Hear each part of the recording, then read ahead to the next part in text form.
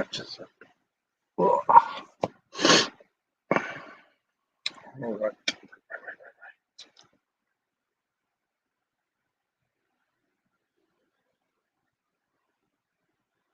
Oh, see if you're coming on. Good evening, all. Hope you're all good. Hi, Skip. How's it going? Frank, how's it going, buddy? Not sure who that is, but I'm just trying to sort out the Facebook side of it now for you guys. So don't forget to click on that link. Look, I'm just putting one link in there now. I'm going to put a couple more links on. Mr. Collins will be here in a couple of minutes. So I'm just going to do this quickly to try and help out everyone that's online with Facebook. So just don't forget, if you're on Facebook, you have to click the link in the post before going into the video so I can see your name for the comments. It's basically just a privacy thing. And I'm just going on, just put the comment, sorry, the link in my group. I'm just going to do it on there as well. So hopefully you'll all click on.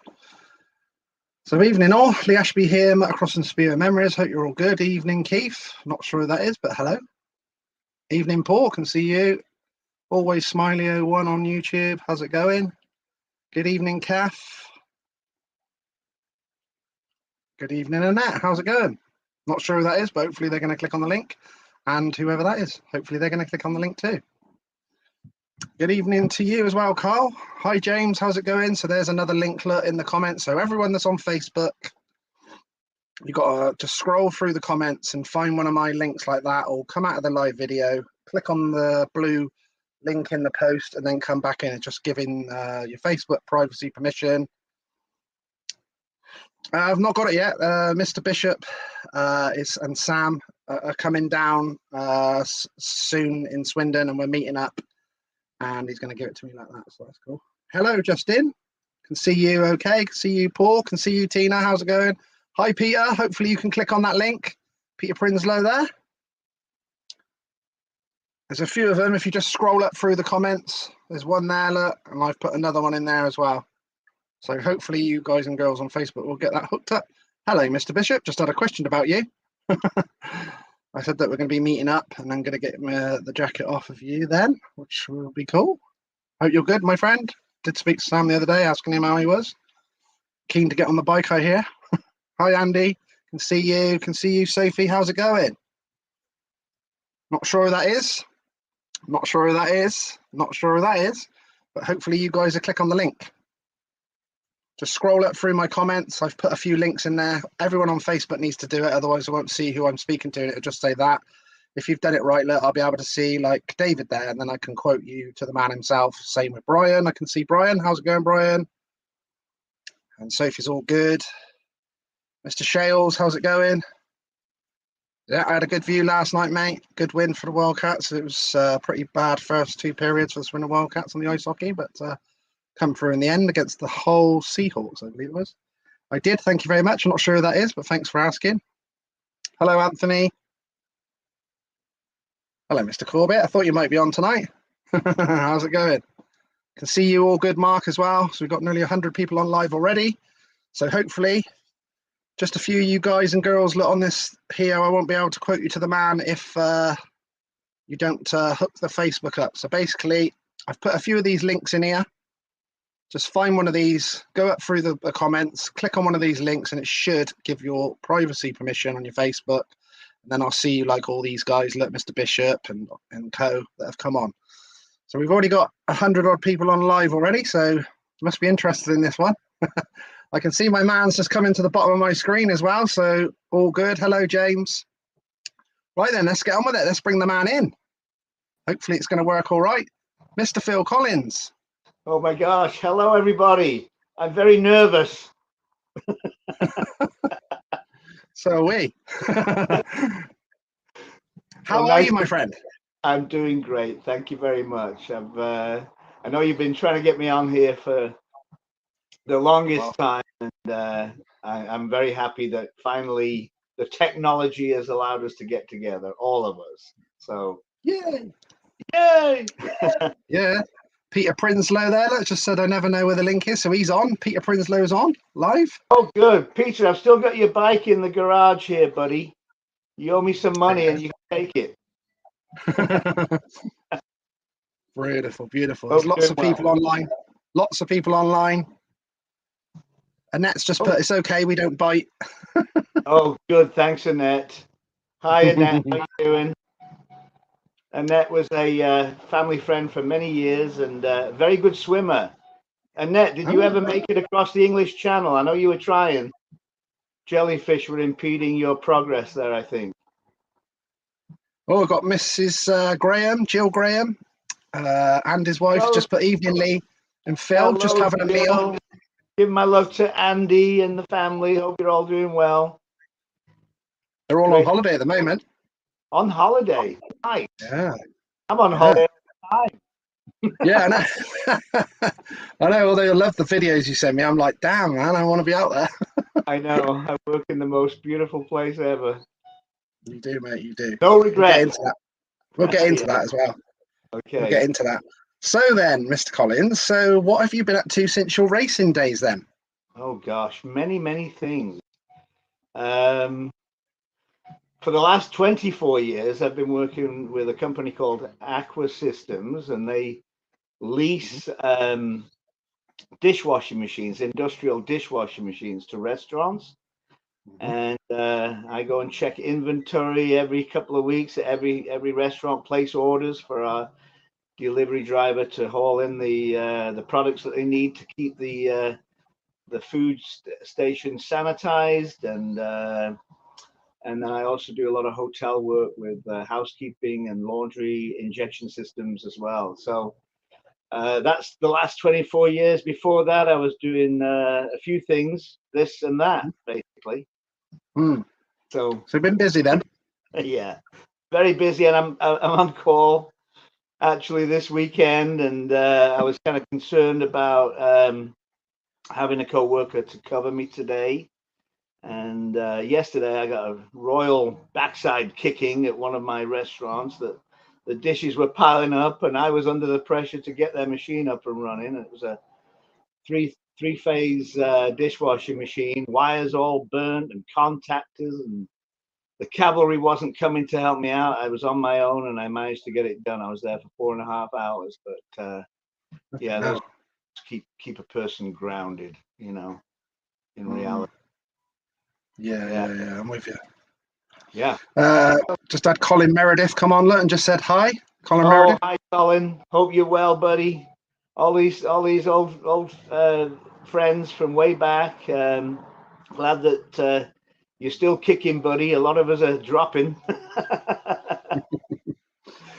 Oh, brilliant! I love that. Part of life, isn't it? You know. But that's great. Thanks, Colin. Hope you're well. Oh, we got a few legends that have already come on tonight as well. My wife's even putting up the link for everyone on Facebook. Look, so bless her. Oh yeah, I saw your wife Lainey walking through the room this morning. Hi, Lainey. Oh, sorry. Yeah, well, we were. Yeah, that's all right. No, I could see. You know, you've got a whole crew behind you, and that's what every man needs. You know. Yeah, that's it. Yeah. Here's another one, Phil. Mr. Doug Wire. Oh, Douglas Wire. I laugh a joke, but what a flyer. love it. Nigel used to say, Doug was one of my mentors in my early years when on my first trip to Australia. Doug took me under his wing, and you couldn't go wrong with Doug's experience, and great guy. Thanks, Doug. Hi to Sue as well, Doug. Love you both. He's just put, good to see you. Just been talking to your Les. Have lots of memories with you and all your brothers. Yes, and with you too, Doug. Yeah, always great. I love the Doug used to have a party piece when we'd stay at Dave Cheshire's house in Perth in Australia, and Doug would do this the bullet dive. It was arms behind his side, and he would come running across the grass area into the pool without putting his arms in front of him to break the water. You know, it's quite a sight, that one, Doug. The old bullet dive. Love it. Love it. Colin Meredith just said he's loving retirement in sunny Spain. Oh, very nice. Very nice. And you're not too far away from England if you have to go back. I'm a bit of a distance away. It's kind of, I hate flying, and I don't know if I'll be coming back again. Yeah, I don't like flying. You can even drive to Spain almost, can't you? Mm. I think I've driven to Italy a few times, so that's not too far away. I'll get this in on the live field because I'm trying to say to my wife I don't want to fly, but I'm happy to drive or go on a train. Yeah. Well, you could get a boat over here. You're welcome to sleep on my couch. Oh, yeah, I'll let you and your wife have my bed. I'll have the couch. How's that? If you ever come over this way. Flip it out. But That'd be unreal. get a ferry. You can get a ferry. It might take you a few weeks. I'd want to cuddle up with you in Bedfield with the old VHS videos watching Speedway. Oh, blimey. That'd be some live, wouldn't it? That would be Popcorn. something. Yeah, popcorn. Me and Phil. Right. Letting my dreams out, right? Wild, dear. Oh dear. Martin McKenna, he has just put all the Collins boys were good lads. As were the McKinners. Old Kenny. Yeah, hope he's well. Remember him well. Yeah. Great to see you, lads, as Mrs. Doubtfire would say. Brilliant. I got Roy Miller. He's just put, "G'day, Phil. I'll never forget your somersault in North Arm in Adelaide." Well, Roy, I'm glad you were there to capture that moment on film. It was a little grainy, but yeah, it was nice to see you down in Adelaide, sorry, and yeah, that was kind of a happy time and a sad time there. You know, I break the track record in my first race, and then I break my leg in the second race. Ended up in Odbury Hospital down there, all battered up and bruised. So, Peter's just said that this year I've already booked air tickets and in hotel, and he's going to Cardiff for August for the GP. I'm gathering. Oh, very nice, Peter. Good for you. Enjoy. Hopefully meet you there then, Peter. That'd be cool to give Barney a run for his money with the selfies with all the heroes. Oh, the man's on, Mr. Pennell, Phil. Oh, look what he's been. All right then, our Phillies. All right then, Bruce. How you doing? I hope he's seen that video the other day. He must have seen the video. Hopefully, the other day. We spoke on the phone, and Bruce and Siggy are down at his beach or his lake house in where's he at? He'll tell us. It's out near Las Vegas somewhere. He's got a lake out there. I think that's where I did his interview last time because he was out there and right. Bruce, top man, Bruce. He's put laugh out loud. Lovely bait. Yeah. Well, bait is another term for mate. You know, it's like, I don't know, it's just the way it comes across. Proper slang, yeah. Yeah. So an inside joke between Bruce and I, whenever we talk, we always have a bit of a laugh. And it's funny when we're at the races, you often meet a lot of people and you know, speedways, our lives were 24/7. So, you know, we laughed and we joked a lot, and sometimes it was at other people's expenses, you know. But oh, you know that guy over there, how he talks is so funny, and this and that, and it's something in your mind. You know, there used to be a lot of races and old races that were in the pits, and I remember I go to Weymouth or Poole in Dorset, and old Lou Coffin was down there. Lou was a top grass track racer in the 1960s, and he used to talk to me, and he'd tell me, you know, I was not the best starter, so he'd say, "What you need to do, boys, you got to make him revving right up and make him burn his way out," you know. So I think that was kind of like a standing joke when we talk about Lou, you know, but full of great advice and stuff like that. But yeah, we picked up on a lot of these little things and shared and laughed about stuff. So yeah. Bruce has just said, "You're looking good, guys." I think we'll take that, Phil, because Bruce... No, let's take the hat off. And not that good. I've still got my old teeth, Bruce. But I gotta go get some work on them. I can't see can't see much these days, but yeah. I said to Bruce is still looking like a film star. I just have a number 3 hair clipper, and One swipe of the towel and I'm good to go, buddy. Phil, Bruce still looks like a film star. Makes you sick, doesn't it? I know. I was always My those mum, good. You know, yeah. My mum's still chasing him now. She goes, "Oh my God, Bruce has loved my post and all that." She's like buzzing. Oh, yeah, bless her. Bruce is wearing well, the old boy, and he was Yeah, pretty good when he was a young man. So yeah. yeah, Oh, brilliant. yeah. The He's rest put of we us. shared. We shared great times with the heathens, buddy.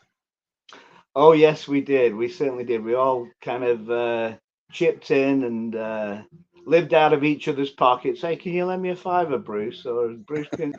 It's like, and yeah, we did a lot of touring and off the racetrack, we'd be driving out together and flying, driving out to airports. Bruce had a really nice Jaguar, and I used to love driving his Jaguar. We'd go down from the Sutton Coldfield where Bruce lived and Yeah. drive down to Heathrow. And I think Mikey, his mechanic, would drive the car back and, would go off on these trips over to Germany and Sweden and Denmark and stuff. And yeah, so always good fun. Always good fun. I could do with a picture of Phil Collins as well. I've got a nice one of Bruce here. Look, that Mr. Steve Irwin sent me. He did a beautiful picture. Oh yeah, yeah. One I of know, Mr. Gunderson. I know Steve's done one of myself somewhere. Oh, I need that. I've seen his artwork. Yeah, Really yeah, good, isn't it? fabulous. Yeah, a few of them. Yeah. There's Michael Lee, Gary Havelock. Sorry, Dude, that way. While we got Bruce on the phone, if I can shoot in. There's a painting that I did. It's up on the top corner there. It's not very clear, but that's Bruce and Michael Lee that I painted. Is it? Yeah, and the one below it is of myself, a self-portrait at Ascot, and then I've got Big Al next to me on the inside. Yeah. I think that's one Steve Irwin did as well, I think, isn't it? That is the one that Steve did, yeah, and he sent me Steve. Remember, yeah. I remember Jill telling me that they were having it done because I was trying to find a picture for him. Right. Right. Very cool, very cool. Yeah, Steve's a great artist, man. Unbelievable! Yeah, I'd quit my day job.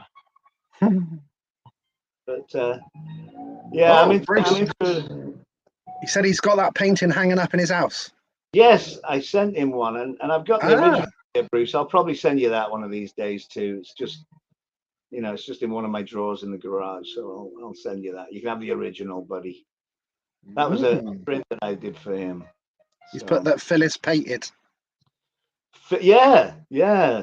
I go through all these phases in my life, one day I pick up paintbrushes, the next thing in my mind is I'm going to carve a rocking horse. I went to an estate sale yesterday. I bought myself a chop saw, a Ryobi chop saw. So yeah, I got a deal on that for $100. So yeah, it's like a $600 piece of equipment. So it's great when you go to these estate sales when these people die. I move right in. But when I die, there's going to be somebody's going to be loving my estate sale. Yeah. Look at that artwork. Look at all this. My gosh. Yeah. Any Speedway stuff I'll be hanging off. Oh right. Yeah. So if so you're a right artist as well, aren't you? You've many talents. Oh, I'm well. I did do some art classes when I was younger. A lady used to teach me oil painting and stuff like that, but I was not that great at it. But I got the basics down, So, but I love art. I love all art, carvings and stuff. And these horses are just like beautiful things that I've got right now. These I can see it. A couple in the back. Yeah, look really nice. Yeah. I'm kind of overrun with them at the moment. I've been in negotiations with an art dealer in one of the local towns here, and I think she's going to start putting some of my stuff in in a gallery. Turn it into some money. Nice. That'd be good. Oh yeah, gotta have some little side earners, Yeah, yeah, yeah. I was just saying to you that we were saying earlier, weren't we, that as soon as you wore that hat with the Phil Collins signature on it, I said everyone's been asking me, oh, I love that hat, Phil. I want one of them hats. I said you'll have to get the hats Well, going I'll as tell well. you what, start the bids now because it's the only one I've got. So if you want to bid for it. Ooh, proper memorabilia that is. Well, since when I bought my road bike, I went and got myself a nice leather jacket, and I had a lady do an embroidery on it, Mhm. and on my leather jacket, and then I asked her. Well, she had all the artwork, in a computer, so I just asked her if she would, make me a hat with the same logo. So, and it was kind of synonymous with my leathers back in the day. I had that kind of signature on there, but. Yeah, kind of blowing my own trumpet, As the longer you're retired, the better you were. You can walk around with a hat with your own name on it. There you go. There you go. Look at that. See? Yeah. I was looking for that as soon as you said it. Okay. But yeah, everyone's well, it looks like you need to get some merch going again at this rate. Some merchandise. Yeah, I think I might have missed the boat on that. Not sure about that. That's the thing now. Yeah. Everyone loves it. I don't Everyone know. loves it. Yeah, old memorabilia. It is. Mm. It is. This would be new old stock, I suppose. Hey. Right, let's get into these people's questions. There's loads already. Oh, Mr. Alan Rossiter's come on as well. Hello, Roscoe. What's he I put? He's still got remember doing the three Buster Opens in Sweden. Fun times, some amazing stories. Then I've forgotten them all. Alan, what did we do? I remember the bus. The Buster Open meetings were great. They were free race meetings during the mid season in Sweden, and would have a race at I think Norrköping, Malmo, and I think it was Stockholm or Gothenburg, perhaps. But I think the Buster was kind of a confectionery business, and they sponsored the event every year. And it was great. Yeah, we were put up in we were staying in Norrköping. There was a family in Sweden, Oren, I think was his name, and he's one of our friends on Facebook. We still maintain a friendship, and Oren had this house, and he'd bring in a bunch of caravans and set them up in his garden. So it was like the Speedway Central of Sweden, So we'd all be in, and then we'd be, and it was during this crawfish season in Sweden, a big holiday, and we'd eat crawfish and drink beer, and then it was like finding the best bed, after having a few drinks, after the first meeting at Norrköping. And then I think Chris Morton was talking about a place called Gone Shopping, which was also in Sweden. Did that go over your head? Gone Shopping? Oh, that was All right, I got a big Cradley fan here, Simon Corbett. He just put, being a Cradley fan, thanks for the memories. Asked Phil, the big tracks seem to suit Kings Lynn, Halifax, Hyde Road, not so much Wolves and the smaller ones, nor the slick Brandon one. Him and Big Al seem to scare the opposition. Yeah, Alan and I, we had quite an understanding going on the track, and Alan tended to be more of the inside man, and I was more giving it the big licks on the outside, and so we suited each other's styles pretty much. And big tracks, small tracks. The small tracks would kind of get under each other's feet a little bit. I remember at Reading, Alan would be in my way. It's like, get out of my way, Alan, and he'd got this cheetah silencer on there, and he's like, the thing's just deafening me, as I'm coming up on it, trying to get round him to get at the guys that were in front. And It's like, get out of my way. We should have had some kind of helmet walkie-talkie or something. You know? Alan, get out of my way. I know I can get past him. Just get out of my way. And this exhaust is just like decibels louder than anything else, just ringing in my ears, and I'm all over his back wheel and just getting the full blast of his engine. But yeah, we loved all of the racetracks. There were some little sketchy tracks, that we'd kind of be a little leery of. But obviously, yeah, we love big tracks, big flat out tracks. I got a question about that as well. Hang on, where's that just gone? I've just lost it now. Here we go. Right, Mark Cooper on YouTube just said, my favourite ever Cradley rider, best partnership ever at 4 and 5, Alan and Phil, great memories. Well, that was my best time was with Alan. Dave Lanning coined the phrase, the engine room of the Cradley Heath team rather. Yeah, I mean, it was so many times it seemed to fall upon the shoulders of Alan and myself to just pull something out of the bag, when we were going into the final heat, 2 heats before the end, and it's like we needed a 4-2, just to kind of keep ahead, and would sometimes get a 5-1 or 4-2 would suffice, but yeah, those were very, very rewarding times. Those times when we failed, though, I mean, you win some and you lose a lot in racing speedway. Even the best rider in the world will do that.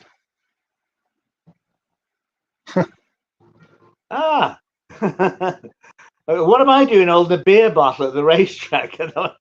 I've seen that photo before. Hopefully, it's in the changing rooms after the race, isn't it? So I don't know what Alan's holding up there, but Alan, I do remember that photo. He got a busted collarbone. He's got the figure 8 strap around his shoulder. Can you see that? Oh yeah. And he was riding with a busted shoulder, and that's Andy with a busted wrist. You see that? Yeah. So I think, and that's Yano there, little Yano, Star Mano, we used to call him. It was funny when, before Yano joined the Cradley team, Eric Gunderson, love Eric, he, I think he might have been in the negotiations for Yano to come to Cradley.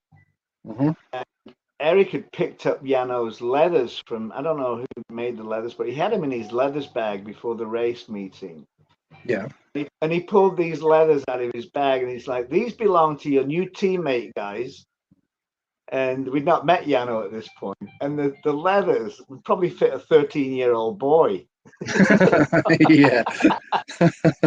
A small 13-year-old boy, I think he only weighed, he only weighed probably less than, I don't know, 100 pounds or something, maybe 120 pounds. But what's that in stones in the English terminology for weight? Not a lot. Not a lot. Yeah. Not a lot. What's happening with my phone here? Hang on. Oh, there we go. Yeah. So. Good picture there. Yeah. Yano was a great guy. See him on the end as well. Yeah. So what year? Got some good teams. What year was that? I can't quite see the number on. I think it says 86, Phil. 86. Oh, Steve. Did Steve come back in the team at that point, or was he just guesting at that? Steve Baston. Sure, the fans will know. Yeah. So let's see. We got Crossoy, as Wiggy, not Wiggy, as Alan Graham used to call him. Crossoy. All the accents. Myself, who's that? John? Is that John Boston? I can't see very well. Eric, of course. Stevie B. Soapy Lever. Nigel Lever and yeah. Yeah, I got this. Look, I've just got this off of someone's a bit of memorabilia. Look. Oh, look at that! Oh my gosh! Yeah, Champion 1981. My first trip to Australia, right at the end of the tour, Yeah. Stevie B and I think everybody, a lot of the other guys were going to New Zealand, and we'd just ridden, I think, in Adelaide, and then we got that on that tour there, yeah. Yeah. So there's Alan, left to right, Alan, Steve Bastable, myself, Doug Wire on the bike, Michael Lee, Gordon Kennett, God rest his soul, Gordon, everybody, Phil Mountford, and Nigel. Give up, Tony used to. But Stevie B and I, we got invited to a mining town called Broken Hill. It was right in the heart of the outback in Australia. Mm-hmm.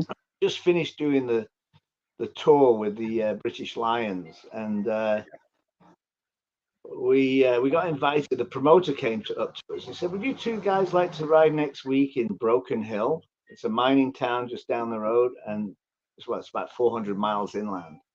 Mm-hmm. Yeah, we'd love to do that. So we rented a ute, a Holden panel van, which is what all the surfers use in Australia, and we set off out of Adelaide through Mildura into Broken Hill, and the car kept overheating. It was like 130 degrees outside, and the car, and we hadn't been on a haul on our own in this environment, and car kept overheating. It's like we put like our soda pop in the radiator, that all fizzled out. And anyway, we finally get to the racetrack, and we rode at the racetrack, and then after the meeting, they paid us handsomely to go out there and race to begin with. But then after the meeting, all these miners, all these young miners, they're all like, "Hey, we want to buy you all your equipment," So I think I left that place with just my toothbrush. And I left in my tools, my sprockets, my bike, my leathers. I kept jock strap. That's my lucky jock strap. I didn't want to let that go. Let that go. And then we took the Indian Pacific train from the middle of Australia back to Sydney with a wad of cash in both our hands, and it was like no bikes to mess with or deal with. They were all dirty when we left them. Came home with a wad of cash, so that was great. That's always good. Yeah. I'm not sure who this is, Phil, but they've put, "Hi Phil, let's talk grass track. All those early days at Lancashire Grass Track Junior Riders Club meetings at Intact Farm. I can see you now on your Tiger Cub." Oh yes, great days, absolutely fantastic days. Back in I think it was about 1972. I was 12 years old at that time, 72 or 73.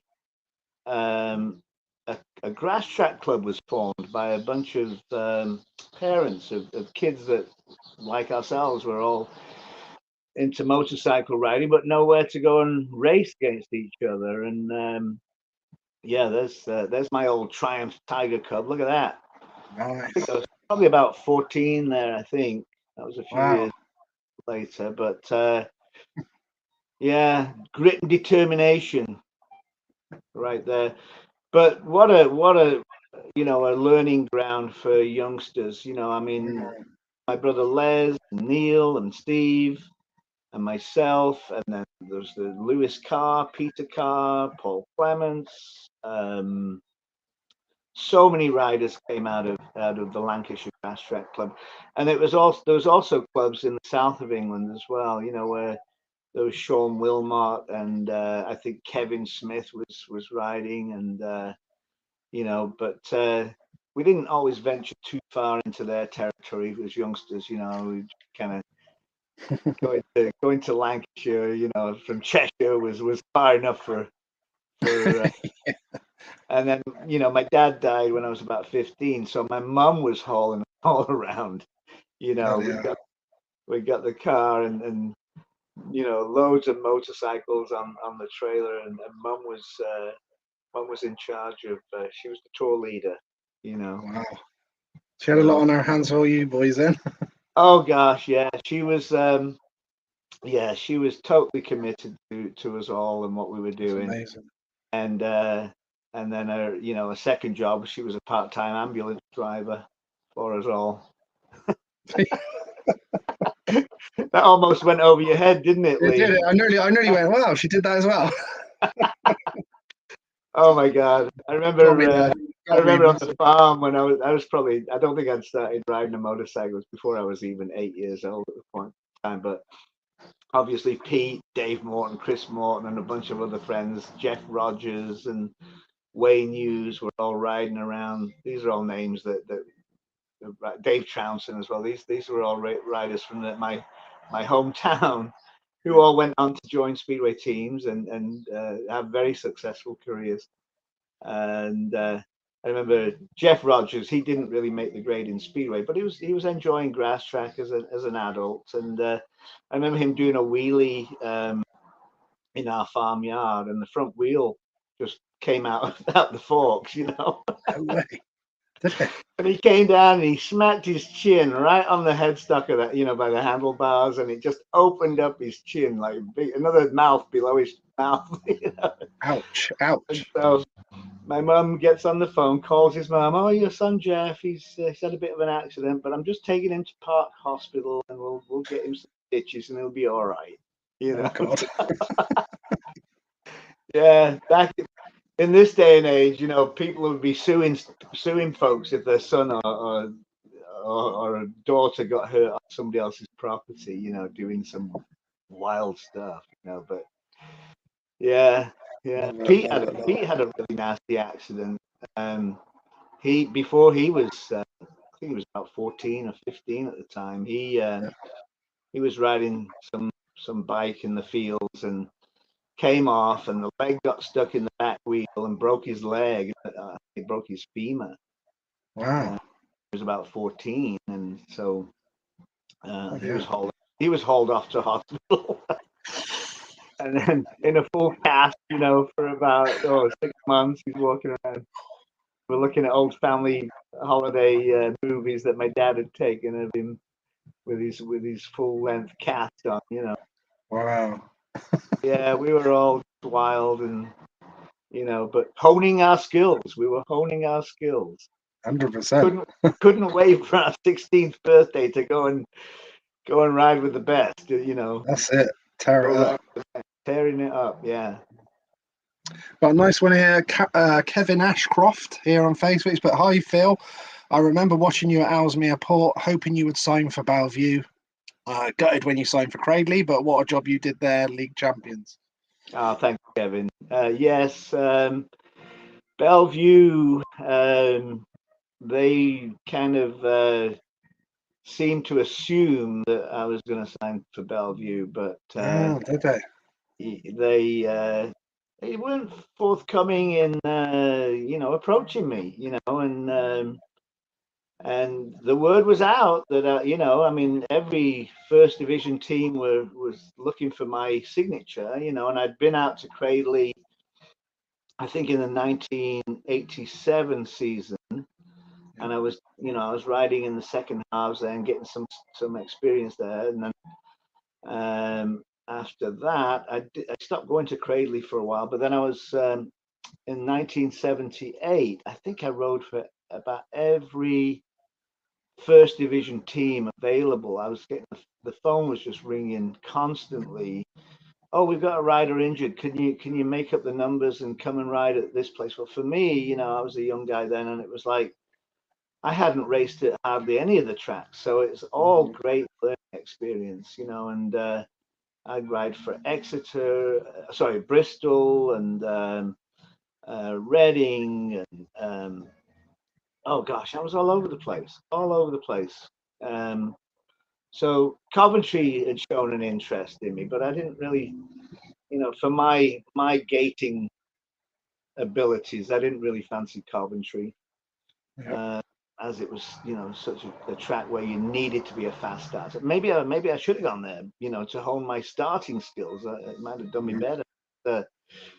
I had some experience at Cradley, and Bob Wasley and Dan McCormack approached me at Oxford when I was racing there with, I think I was with Ellesmere Port, and Bob came to me, and Bob was a great guy. I love Bob. He was he was almost a father figure to me. And when he asked me, it's like I just said yes. And then the negotiations between management of Cradley and Ellesmere Port, then they kind of handled that.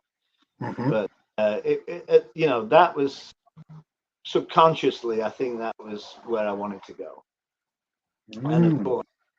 And of course, that was the year Bruce had joined the team, and Dan McCormack was putting together, you know, a lot of interesting, you know, characters that it was definitely a place to be, Cradley.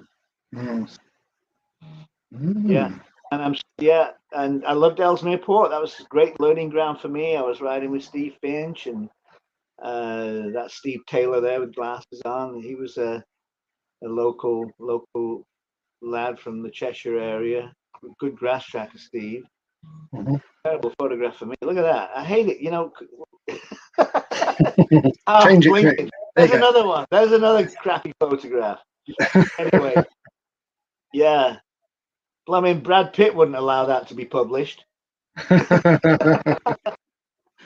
Is that a Steve Irwin photo paint? Yes, I reckon it is. Yeah, I think it might be. Yeah, that's yeah. Those leathers that I was wearing in that black and white portrait, those leathers ended up in Broken Hill. So, if anybody sees any rider with those leathers in Broken Hill, that's where they ended up. Yeah. I like this. This is yeah. So let's see if I can remember. There's Joe Shaw. He was the team manager there, and John Williams, another Lancashire grass track rider. Lewis Carr, another Lancashire grass track rider. Duncan Meredith. Oh, so sorry to lose Duncan this last year. And Jacko, John Jackson, and then next to Jacko is Paul Clements, who also rode in the grass track, junior grass track with me. And I basically finished Paul's career for him on Speedway because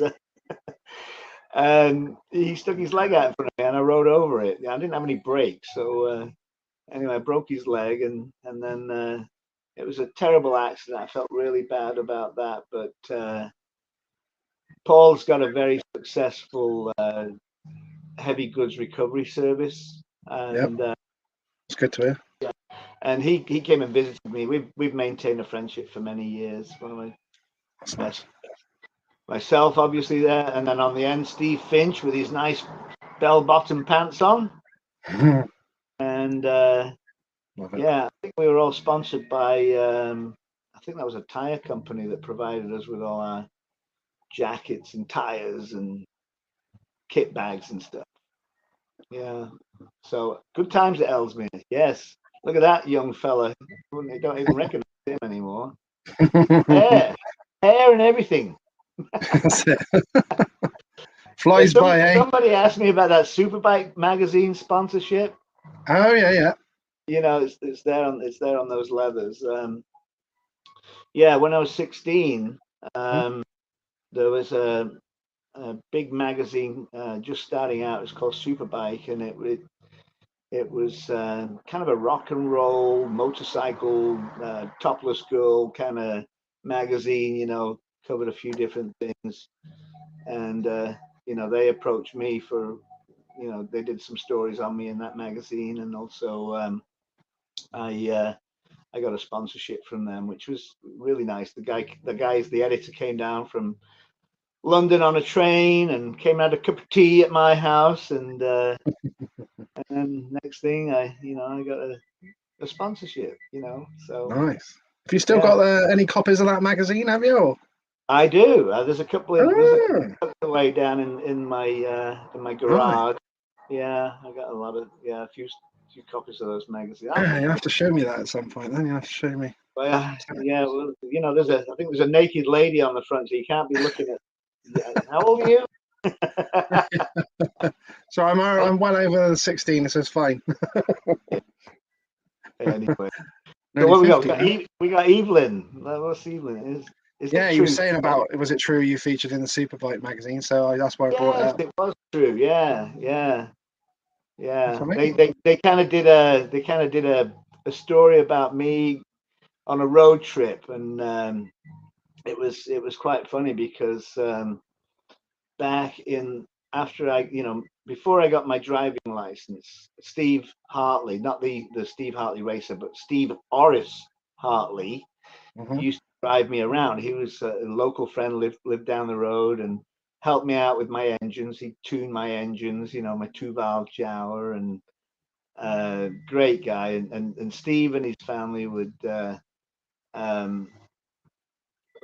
drive me around before I could get my own driving license. And so once I turned 17, I got my own driving license. I was on the road, and I got my mechanic Rob Hignett at the time, who went on to work for Peter, Martin Hignett's brother. They both more family friends. There was Robert and my girlfriend at the time, Sheila, who went on to university later, and she became the head of Pinder Field's spinal unit. And she's just retired from that, but she was the head of Pinder Field's spinal unit, and then I think that's located in Southport. And I remember I was in England at the time, and I went to visit Joe Owen, who had a spinal injury. Saw Sheila there, but anyway, the three of us were on this road trip, kind of the week in the life of a speedway rider, and we were just living out the car. The three of us would set up a tent, and Robert would sleep in the car, and then we'd find a little spot by a like a stream or somewhere where we could get a bucket of water, and we'd clean the leathers. My girlfriend would clean the leathers and helmet and stuff, and me and Rob would work on the bike at the side of the road, and then we'd be off to the next stop, But so we were like gypsies, traveling around. I think there was times when I'd race like out of a month, say an average 30-day month. I think I was on the road. I was racing 27 times. I counted up in 1 month. And that was, it was crazy. And then I often would take a tent, because if I was racing in a grass track somewhere on a Sunday in England, you couldn't guarantee to book a hotel somewhere, near the racetrack. Because if I was racing on Saturday night at Cradley, then we'd head off down the south somewhere. I remember my mechanic Alex Reed, another gentleman who's passed away recently. I rode at Cradley on the Saturday night, and then we drove down. I think it was the M5 down to somewhere down the M5 towards Bristol, and then there was a grass track the next day. Well, we left Cradley at 10 o'clock at night after the race, and then we got down south, and it was like getting near midnight, and we were getting tired, and it got really foggy, and we pulled off the M5 motorway. We saw a sign to somewhere near where the grass track was going to be. So we got within probably 20 miles of the racetrack. And then once we pulled off the motorway, it became thick fog when we were going down one of these little English country back roads, and we couldn't see a hand in front of our faces. And then all of a sudden, I saw a little gap in the hedge, and it's like, okay, that's where we can pull in there. We'll set up the tent there, and we got into this field, and it was kind of like a mown field. It had been mowed, We set up the tent and got a good night's sleep. And about 8 o'clock the next morning, we heard this kind of, and I unzipped the tent, and look, it's a soccer referee, a football referee, and there's like two teams waiting to play, and we're parked in the middle of a soccer field. That's brilliant. So we hurriedly pulled the tent peg, threw everything in the trunk of the car, and we headed off and got to the grass track. But we were laughing so hard after that. I mean, it's like the Sunday morning soccer league was just about to play. So that's brilliant. all these guys just looking at us. But anyway, I finished the story. I kind of go on these long rants. That's brilliant. That's brilliant. Yeah. That was why it was mown then. Yeah. Oh, So oh, got classic. lots of funny stories, but Yeah, brilliant. yeah. Big hello as well. Evening, Barney Kennett. Look, he's just put hi. Evening, Lee and Phil. Oh, Barney. How you doing, Barney? Love you, Barney. Always love your selfie stick. Mm. And you're great, man. I mean, it's great to see you, all your little funny stuff when you're dressing up at Christmas time. And yeah, always enjoy Barney's posts. And so sorry to hear about Gordon. Mm. A very sad loss for you. I couldn't imagine losing a brother, Barney. It's got to be so difficult. And please give my regards to David as well. Hope you're all well. Yeah. And yeah, I know Barney's been joining the Dave Morton and the boys up in the north, Bernie Collier and guys. He's been coming up and having a few beers. Yeah. On a See all his stuff. It's really good. I think the northern lads have taken Barney to heart. Yes. You know, Yeah, there was always a bit of a rivalry between the north and the south, but yeah, it's all right I now. think that bridge is. I think Barney's crossed that bridge and destroyed it. It's all yeah. Sort of war under the bridge. Love you, Barney. Take care, buddy. Yeah, it was good. I seen him the other week at a Eastbourne Supporters Club thing, so it was really nice to see him. He's always really nice, and hang out with him at Oxford and stuff. It's really nice. Great guy, Barney. Love to race with him back in the day. Yeah. Frank Sorensen here. He's put, which Danish rider did you admire most? Hi, Frank. How you doing? Obviously, the best Danish rider ever is Eric. Eric Gunderson is my best mate. One of my best mates, Eric. We love Eric, and he's a Black Country Danishman. You know, and he speaks in the Black Country language. All right, me baby. Yeah, Eric. I watched Eric's interview. I think he came over and did an interview at an evening, and he said he went past his old house that he was in there 40 years ago, and he says, I still think the same curtains are up. No way. Oh, brilliant. But, yeah, I mean, Eric was head and shoulders above the rest. I mean, the Danes were always good guys. I mean, Ollie Olsen was a great asset to Denmark, and we had Peter Raben at Cradley, and we had Yano at Cradley. Peter Raben, he was another great guy. I mean, he really found his place at Cradley, and was part of the conquering 1983 team. But Eric is something special, and still is. I mean, he had a terrible injury which halted his career. But fortunately, I was able to come over and visit Eric in the hospital, and that was one of my few trips back to England. I was so glad I got to see Eric and Hella. And just lovely people. And Eric's brother Preben, very helpful. So yeah, Eric's the man for me. Love it. Yeah. How did your move come about then, Phil? So what year did you leave England, and what was the reason for that at the time? And so was that a plan to go and live permanently in America? How did it all happen, basically? How did it all come together? Well, in several seasons prior to coming to America, I'd been having some difficulties with the racing side of things. That I was, the Westlake engine for me seemed to suit me the best. And that engine was being kind of phased out, as GM Giuseppe Mazzotto's engine was being developed. And I just felt like I was getting to the point where it was becoming harder and harder to compete.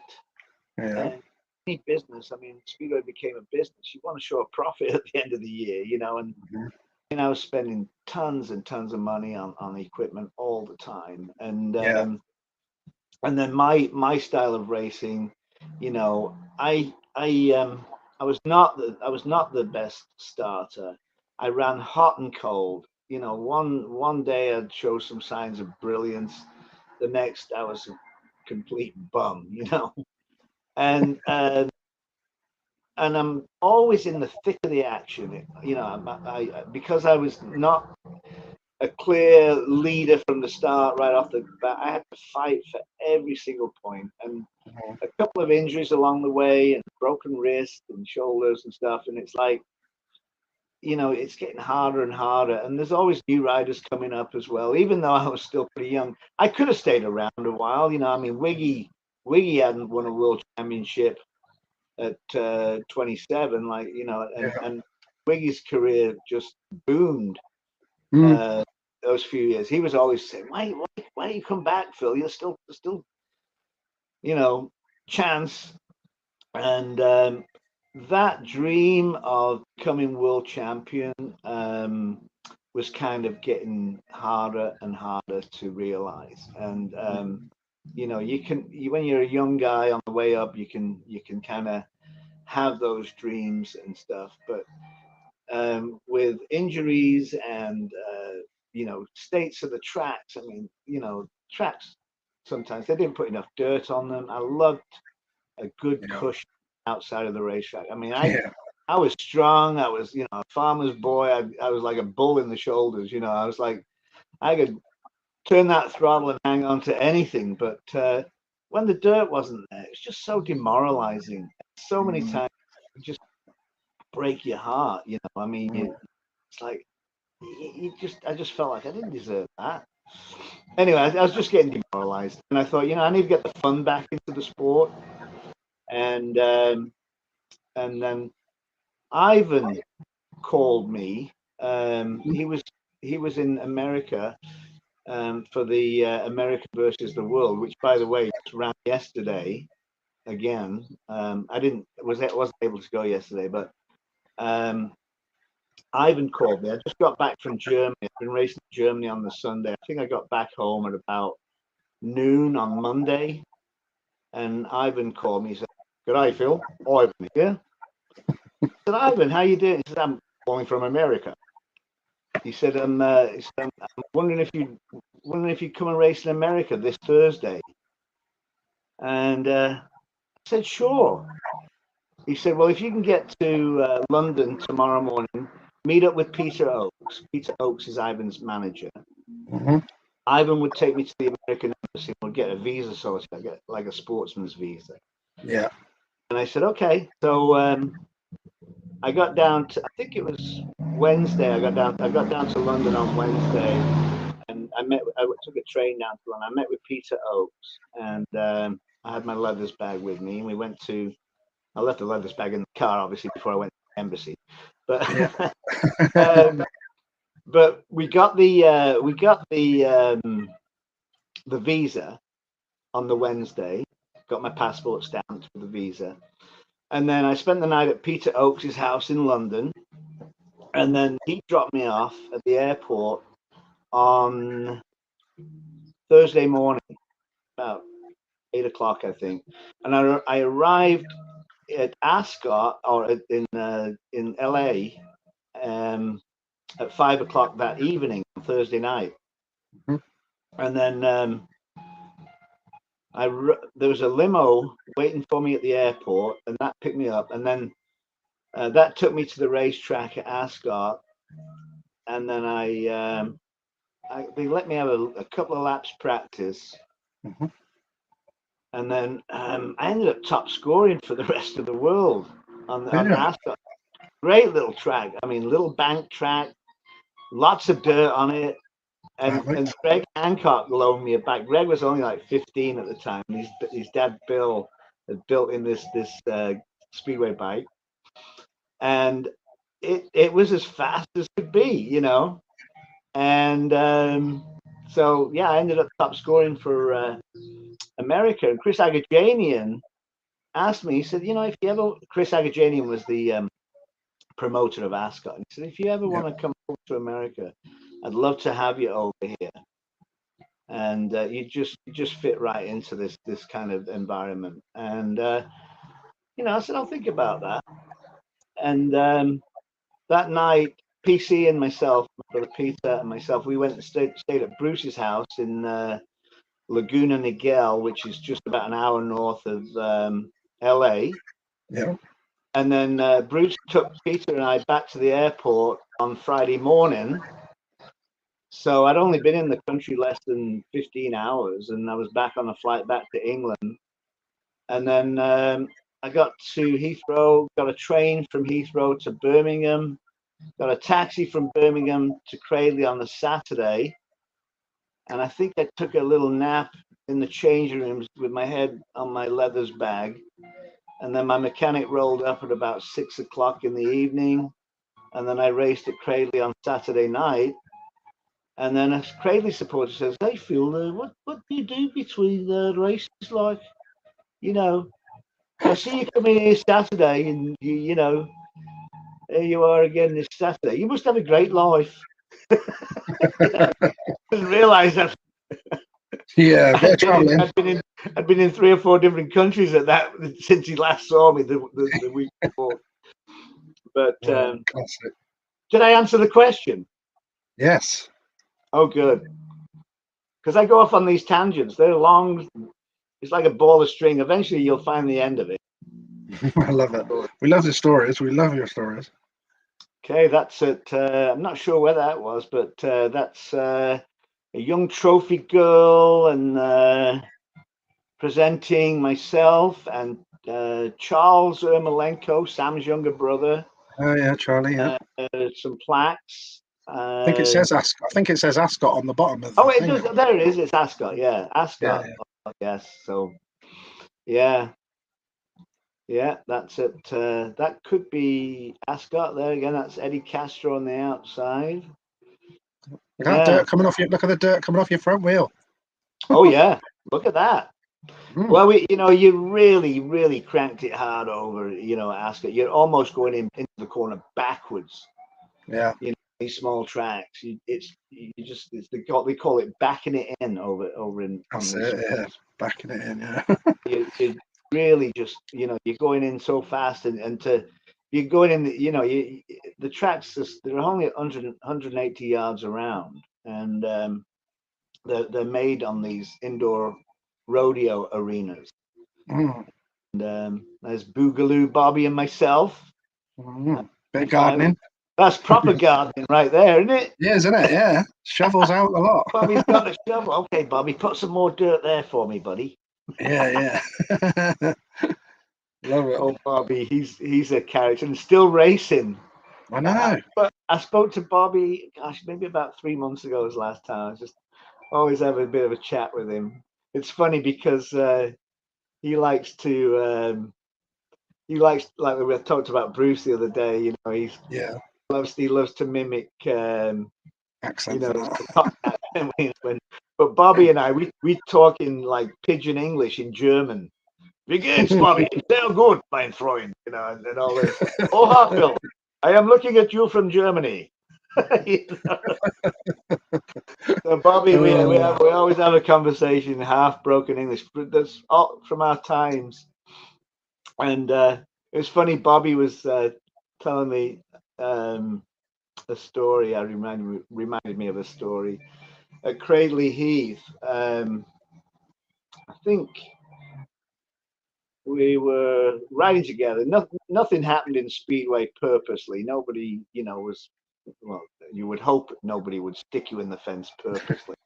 Yeah. But I'm riding with Bobby at Cradley, and on a Saturday night, and the both of us were supposed to go to Germany the next day, and we were going to fly out together.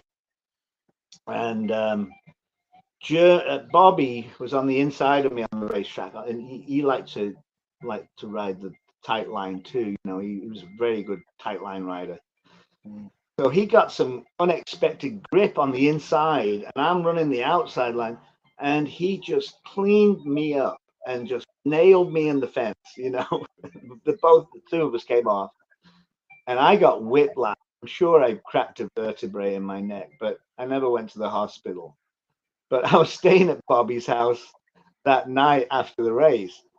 And Bob, I'm in one room, I'm in Bobby's guest room, and I could not put my head on the pillow. I had to put my hand behind my head to hold my neck from hurting, and I'm screaming in pain. And he's in the other room, just like feeling so bad because he'd caused this pain. And I could not go to Germany, and I had to call my mechanic up and have him pick me up from Bobby's house and take me back home, back to the northwest of England. And Bobby got to the track, and the promoters asking, "Well, where's Phil Collins? Where's Phil Collins?" And Bobby says, he says, I heard him last night and he couldn't come. So that's terrible. Oh, it looks like we got Steve on. He's just put, "Hi, brother Phil." He's put, "I know," he goes, "I know that you're a keen sea fisherman. Do you remember taking me and a young Paul Thorpe to Poole Speedway when I was about 14 years old? We hired a small fishing boat at Sandbanks by Poole Harbour. We didn't catch any fish, but we did catch something much bigger with an anchor. Best wishes, Steve." Oh gosh, Steve. Yes. Yes. We got in big trouble that day, didn't we? And love you, Steve, by the way. Hope your family's well. Yeah, Paul Thorpe and Steve and myself, we were in Poole, and we always made a little mini vacation at Poole, go and stay at Midlow's house, and the Bailey house. Just loved that place. But we decided we were going to go fishing, and we rented a boat down, like Steve says, at the Sandbanks in Poole Harbour, and we entered out of the we voyaged out into the open sea on this little rowboat or little motorboat, and we threw the anchor out there and started fishing. But then we didn't realize that the tide was pushing us back in to the harbour, right across the chain ferry that runs between the points at the Sandbanks. Oh, God. And we got the anchor stuck on the chain as the ferry's coming across. No. And the skipper of the boat, the skipper of the ferry, was just like livid. I mean, he was just so mad and shouting at us, and it's like we were being dragged across now on this chain. It's like, why are we? Yeah. And the next thing, the like one of the hands on the ship throws me a knife. I had to cut the anchor off, and then we just kind of fired up the boat and we left, But when we got back to the rental place to turn the boat in, the guy's like checking the boat out. He's like, "Where's the anchor?" I said, "There was no anchor on it when we took it out." "Yes, there was." No, there was not. There was no anchor. So we left, and oh my God, we thought. I mean, could you imagine? And we I don't know how that ferry works, but anybody living in the Poole area would have probably been on that. Yeah. Yeah, we almost destroyed the chain ferry. So yes, Paul Thorpe and Steve. Yeah, good memory there, Steve. I'd forgotten about that. Yeah, I think this must be Mr. Middleditch must have come on. He's put, "Phyllis, hope you're well, buddy. Remember when you first came to Bailey House, riding for Owlsmere, just a whippersnapper." I remember that very well, Neil. And you'd got a full house, and you let me have your big king-size bed.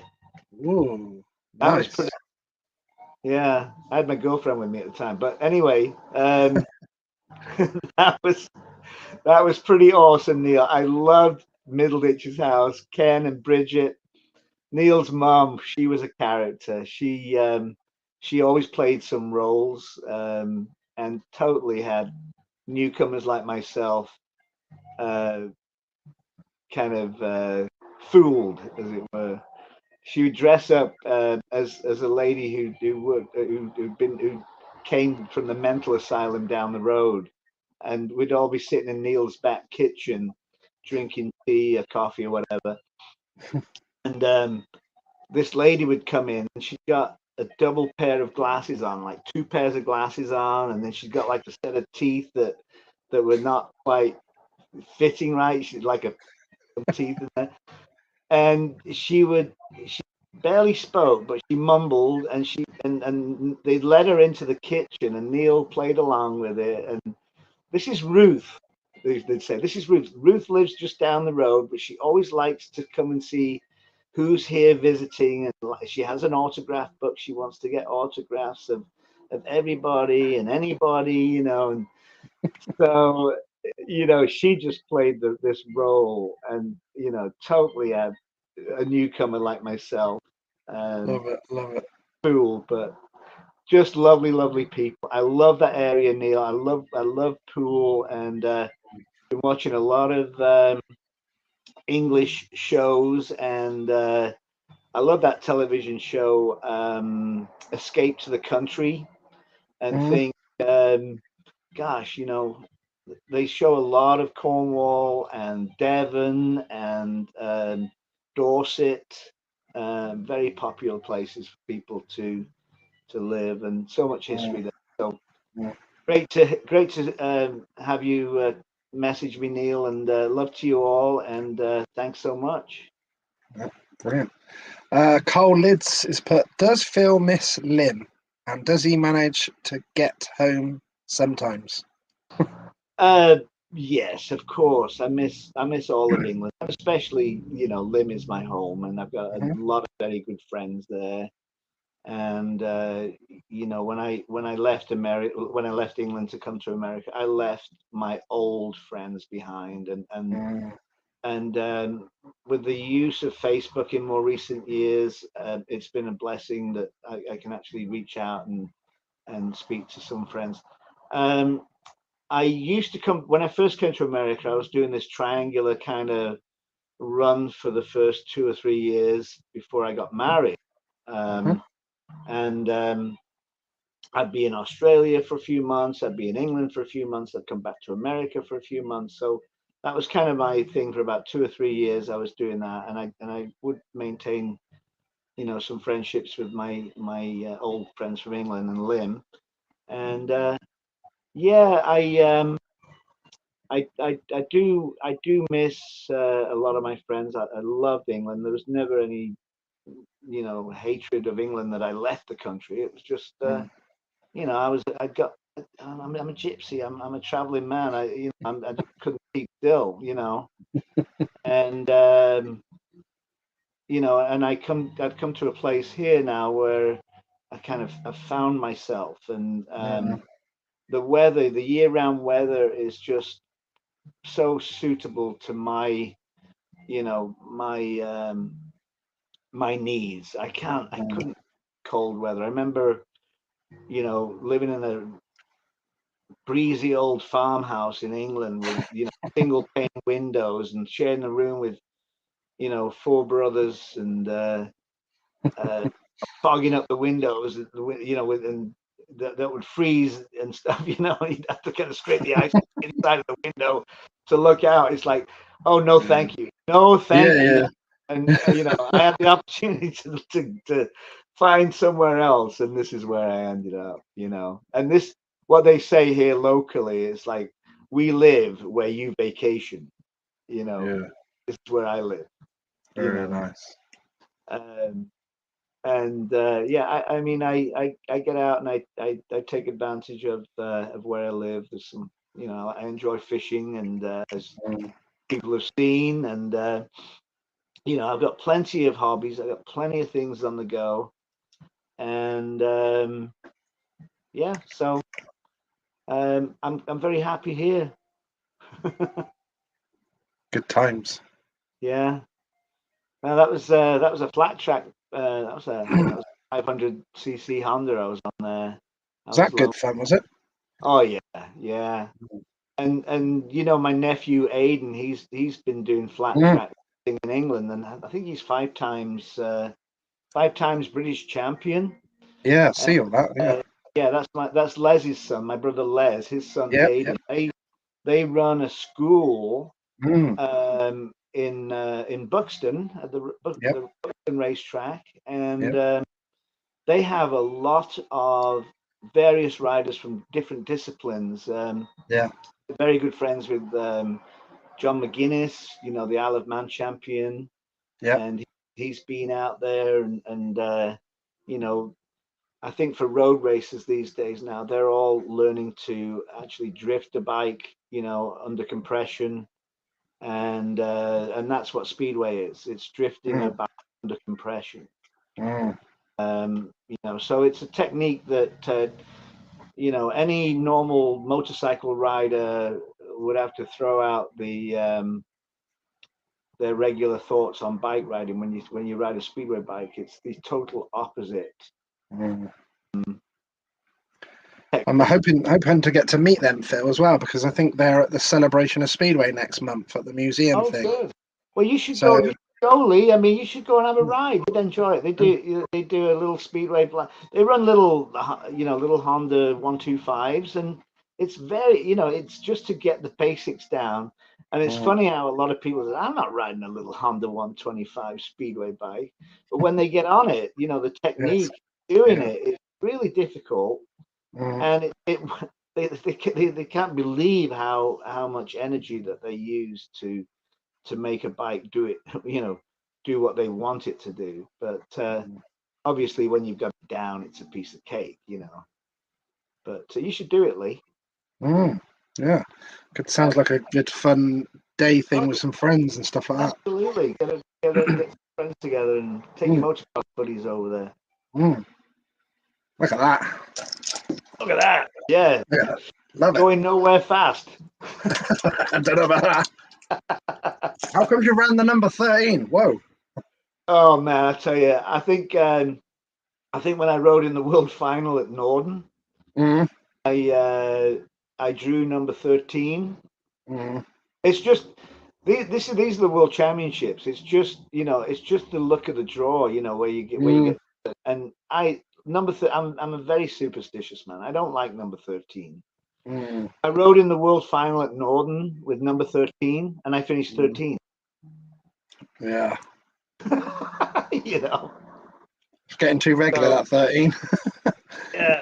Hey, I've got an apology to make to Neil Evitts. It's been going on too long, and he didn't understand why I was so pissed off, as it were.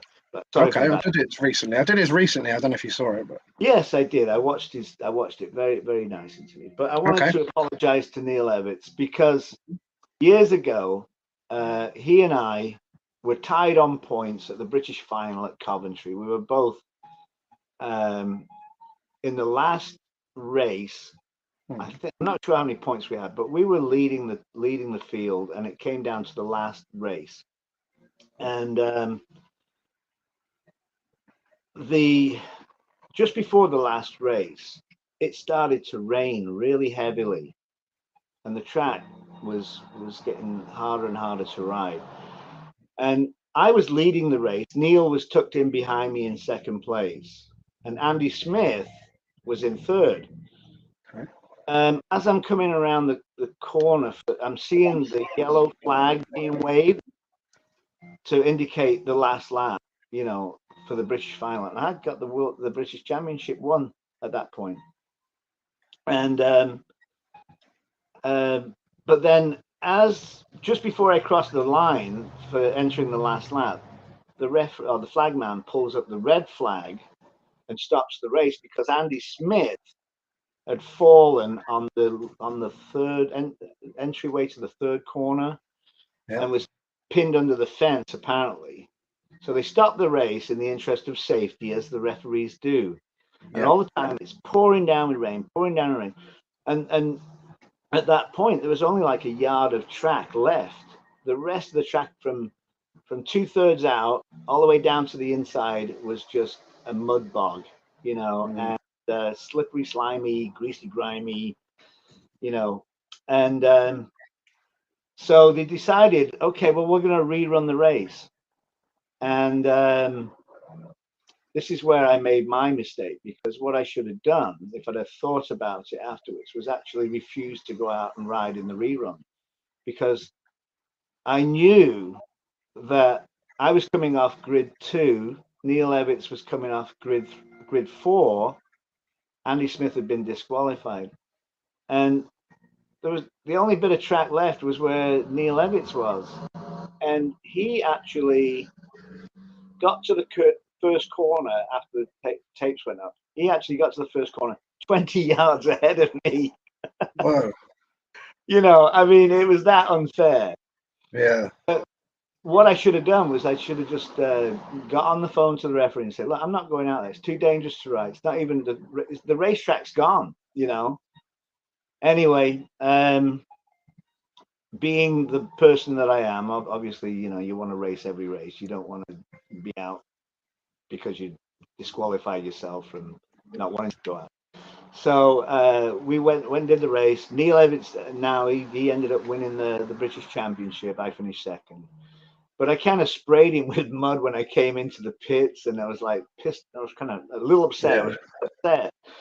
But I think my anger was aimed at Neil, but really it was me I was angry at, Neil, and I apologize, buddy. I am so sorry. Okay, you won the British Championship. All right, I hope that suffices, Neil. I'm very sorry, Neil. Sorry, buddy. There, that's been on my chest. That's nice. Yeah. Fair play, Yeah. fair play. All right. There's so many questions on here.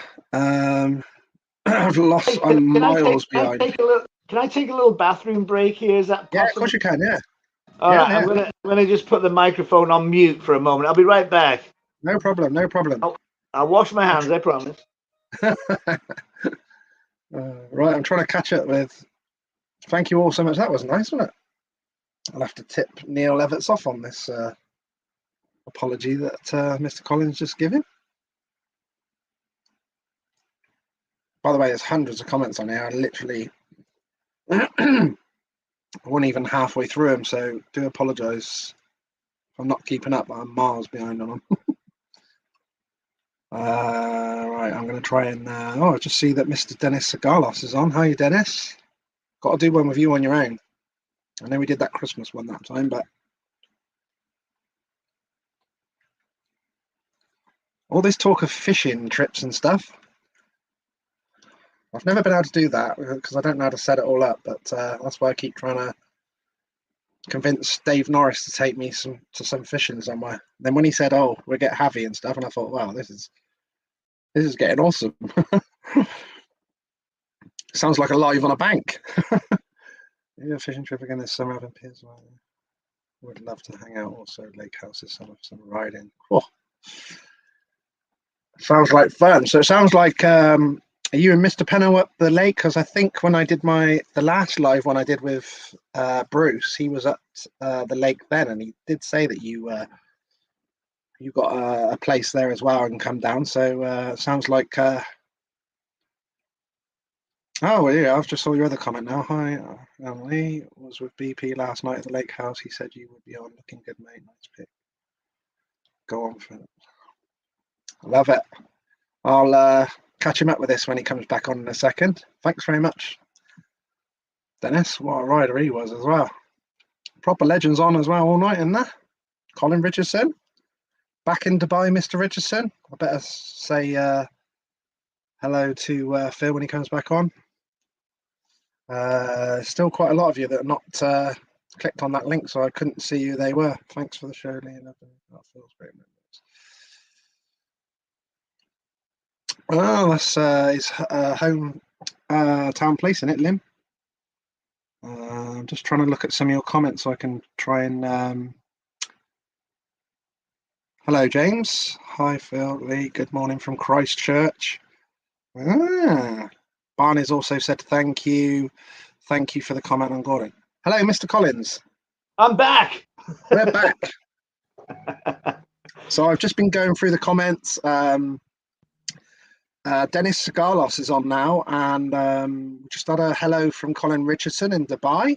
Hi, Colin. Yeah, Colin was a great competitor in his day, and very sad news for the loss of your son, Colin. Yeah, it's one of these problems or situations we always fear the worst, you know, with or fear that something tragic like this will happen, and most of us get out of it unscathed, but some don't, you know, and we often think about them. Exactly. So, yeah. So, Big love but to you it. take care. You lived in Dubai. My gosh. Mm. Wow, that must be worth some money. I think he goes all over the place with his job. Are you in the think he oil? was He's probably in the oil industry then, mate. I think it's Yeah, all the technical stuff. right. Technical. Good for him. Awesome. Yeah, really And good. then Yeah, I you know he got a was in. message from Siggy. You got a message from Siggy as well. Yeah, that's it. I'm just looking now. Hi, Phil and Lee. I was with BP last night at the lake house. He said you would be on. Looking good, mate. Nice pick. Go on, Phillips. All right. Arden. You know, it's funny. I think Dennis kind of latched on to the way we refer to any family member. I think we always spoke about my brother Les as being our Les. He's ours. Yeah, And yeah. not an Our American Les, thing. yeah. So Dennis latched onto that as being something kind of funny. And how's our Les doing? And I call him, and he calls me our Phyllis, And Yeah. I see Siggy once. If I go down south, I'll sometimes stay at Bobby's house and hang out with Bobby. But Siggy's also an avid fisherman, and he loves to go out to Catalina Island, just off the coast of his home down in Newport Beach. And he and I, it was funny, we were fishing off the break wall near where Bruce used to live on the end of Balboa Peninsula in Newport Beach. And it was funny, the game warden or the fishing warden came up and he said, "What are you guys doing fishing here?" And we're fishing, and turned around and we're in the no fishing zone. we were about 3 feet over the line. So, but You rebels. oh yeah, big rebels, me and Siggy. But we both look about the same now. We're both wearing these milk bottle bottom glasses, and but Siggy came up and Debbie to this area. They were had a little mini vacation, and they came to stay in San Luis Obispo, which is the largest city near where I live here. And we went fishing. I think it was last year, or maybe the year before. Now time flies, but yeah, we had a good fishing day. Siggy raked in about 8 fish, and he loved it because I put the bait on the hook for him.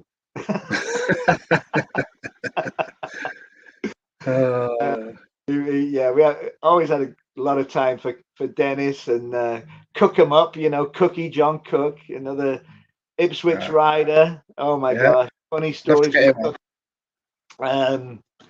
Yeah, it was funny. I remember riding in Copenhagen in a long track race in Copenhagen, and I don't think Cookie had done much long track, and I think somebody had loaned him a bike, and he showed up. He got his leathers and his helmet, and he got no tools, no sprockets, no nothing.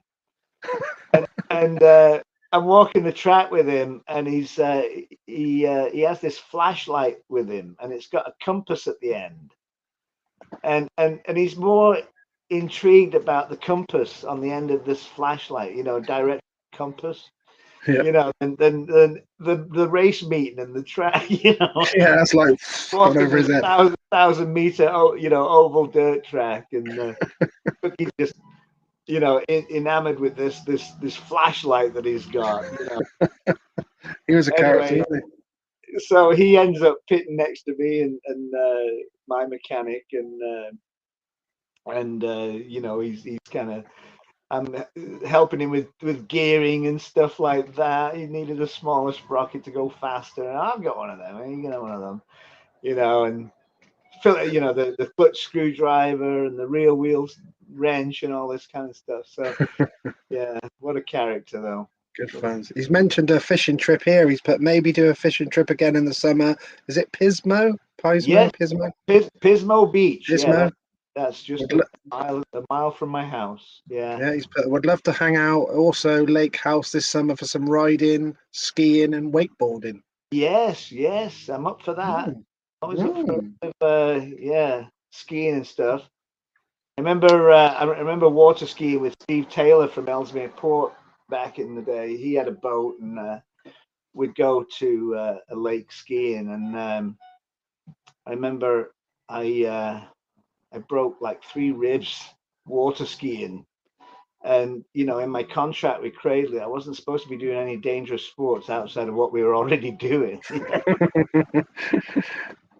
So I ended up breaking some ribs, and I'm trying to hide it from Colin Pratt, the team manager, and I didn't do very good at hiding it. You could tell that I was all hurting and stuff, and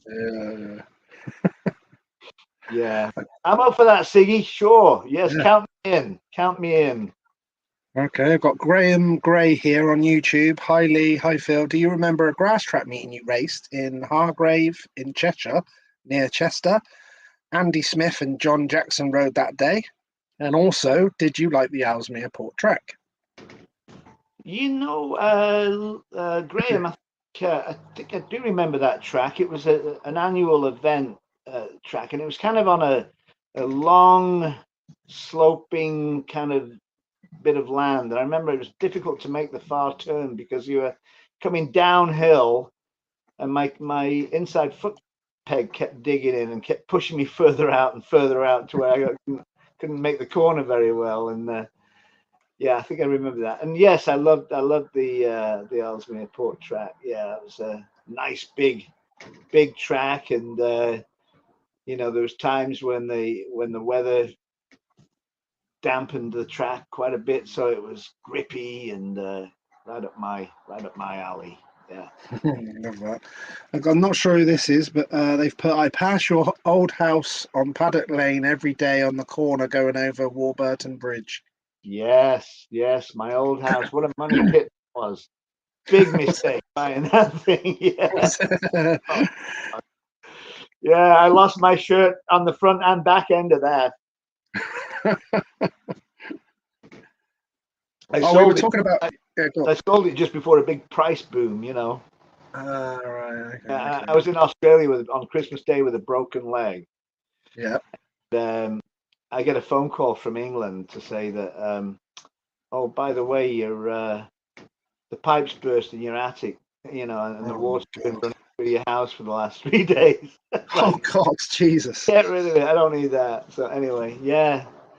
But well, very nice Facebook user. Who sent that?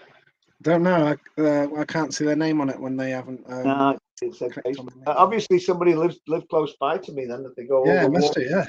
Warby Bridge. Yeah. Barney's already laughing, saying part 2. There definitely have to be a part 2. Yeah. What time is? We got about 25 minutes. We've got about 20 minutes. 25 minutes. We need about 25 I'm supposed to be on call. The boys are going to be all upset with me at work. They're going to be like, "Oh, Phil, come on now." You'll see this later on whenever you've got time, and you go through all these comments. There's hundreds on here. I can't even keep up with it. Oh gosh, all the people that are commenting, we're really sorry. Amazing. Amazing. Amazing. Hi Phil, it's Sean McConnell. Still riding any, Phil? Oh, Sean, how you doing, my lad? Yeah, there's a top man right there. Yeah, I watched Sean getting his wife pumping some cortisone into his knee the other day. Yes, I saw that. Ouch. Oh, the things you do to race Speedway, Sean. Good man, still plugging at it. Yeah. Fair play, Mr. McConnell. You must be bionic. That's like. Oh, he is bionic. Yes. Yeah, amazing. Great Still, family. And his sister Dawn, lovely lady, all great people, and yeah, good racing family right there. Richard Knight has just come on and put hi Lee and Phil. Remember some great battles on the track. Good to see you looking well, mate. Oh, hi Richard, how you doing? Yeah, you came over and rode in the we rode in at Long Beach together, didn't we, at the World Team Cup final? That was, gosh, what year was that? It was about 86, I think. But yeah, nice to see you, Richard. Hope you're doing well. And yeah, we're all getting older and plugging along, so keep on trucking. Oh, apparently Annette said that was Bill Kinsey who wrote that. What did Bill write? I think that was about near your house where it was going past your house. Was that Bill? Okay, yeah. Hi, Bill. Thank you for that. Yeah, I know Bill's a Partington man, and I think so. I think that's where Bill lives. But yeah, we've chatted in the past for sure. Just seen the man Ricky Ashworth as well. He's just come on. He's put, "Hello, Phil. It's great to see you talking to Lee. I never got to see you race, but my dad tells me some good stories about how good of a rider you were. Take care. Hope to see you again sometime." Oh, thank you so much, Ricky. Ricky, it was great to meet you when I came over to England last time. It was gosh, how long ago was it? About 4 years ago, I think. 4 or 5 years ago, maybe now. I was over. My mum wasn't doing too well. She'd since passed away, but I'd flown back to England, and it just so happens that Les, my brother Les, was having his 60th birthday party, and it was great because I was only on like a whistle stop trip, and I got to meet Ricky and a number of other guys. I'm having a bit of a brain fade right now, but there's is it Stead? Gary Stead. Sorry, Gary Gary. said, "Yeah, yeah, of I course, was yeah." having a bit of a brain fade. Met Gary and Ricky, and great to meet all of you guys. And yeah, so that was nice of you. Thanks, Ricky, for the message there. Andy Coles used to race with your dad, Bob. I Yeah, he's remember. just put legend. Oh, oh gosh, thank you. No, I'm just like a normal guy, But I remember riding with your dad. It's kind of a funny story. I think we were at Mildenhall, and in the flight path of the big aircrafts there from the American Air Base, and watching those Hercules taking off from the pits. But I remember taking your dad out in a crash, and we both ended up hurting our wedding tackle. And we were both, I didn't want to rub his, and he didn't want to rub mine, but That's it. we were both down on the ground holding ourselves in our nether regions. Sorry, tell your dad I'm sorry about that. Yeah. Well, at least you were born. At least you didn't do any serious damage, right? That's it, exactly, right? At least What about Andy's here. yourself? You got 3 daughters as well, and you feel like myself, you got 3 daughters. I do have 3 daughters. Yes, and they're all grown up, young, beautiful girls. They're all pretty much self-sufficient, and Yeah. they're quite a ways away. I've got one lives about an hour away with her boyfriend and two grandchildren. Yeah. And that's great. She's doing really good. And then Abby, she lives up north and inland a little bit at a very, very beautiful skiing resort called Lake Tahoe. Mm-hmm. And she's living up there. She's been up there for the last 3 years, I think now. And they were. It was funny. I was looking at a video of her place where the bottom floor to a house was, you open the windows or you'd look through the windows and it was just snow right up to the second floor. Wow. Yeah, so they get snowed in. I don't want that. And then No. my youngest daughter Lily, Yeah. she lives in Seattle, Washington. So yeah, they're all pretty much self-sufficient and doing fine, and Brilliant. hope your family's doing the same, Lee. Too. Yep. It's a you got to take care of daughters, Exactly. Yeah. Yeah, I went with 2 of my oldest daughters last night. Sophie and Lucy both went to ice hockey with me in Swindon. So. Oh, nice. Yeah, that's a great Yeah. game. Love ice Yeah. hockey. Do love that. Yeah, a bit of everything in that. Yeah. Oh, yeah. That's what I like. A bit of fighting, bit of all sorts. Oh, yeah. It's good. It's good to get a bit of controversy now and then. Right, I've got a cat here. She's put, best race I saw was, I think, against Wimbledon at Cradley, and Phil was half a lap behind, but he still managed to get past the Wimbledon guys. Oh, well, there we are. Somebody brought to my attention that one time I think I fell off on the first corner of a race. Yep. I lost my balance. I just went down, but I grabbed the clutch and I picked myself back up. And I think somebody might have to tell me if I'm blowing my own trumpet or if I'm wrong or whatever. But I think I actually came through and caught everybody up and still won the race. and that's Right. to me that's unbelievable in a 4-lap race. No, Yeah. but I think I was up and down so quick, down and up so quick that Yeah. might have lost a few yards on the straight, but it wouldn't have been a field of excellence though. I don't think, there's no way you'd be picking yourself up and passing, Eric or somebody like that, but Did yeah. you obviously I know you did the grass track and then the speedway and everything, and did you ever work on your style, your technique? Because well, Did I have a what? I'll blow your trumpet, but there's not a picture I've seen that doesn't look really cool. Your Oh, style is amazing. well, you know what? It was my attitude towards racing was you never give up.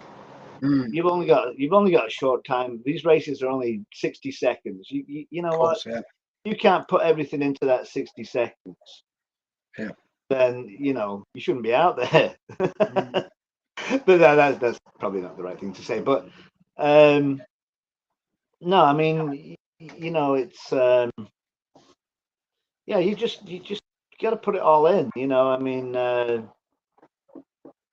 that's all there is to it. I think the aggression, or when I'm a laugher, I'm a joker, when my helmet's off, but when the helmet's on, mm, I'm serious. It's like I don't want to finish second, mm.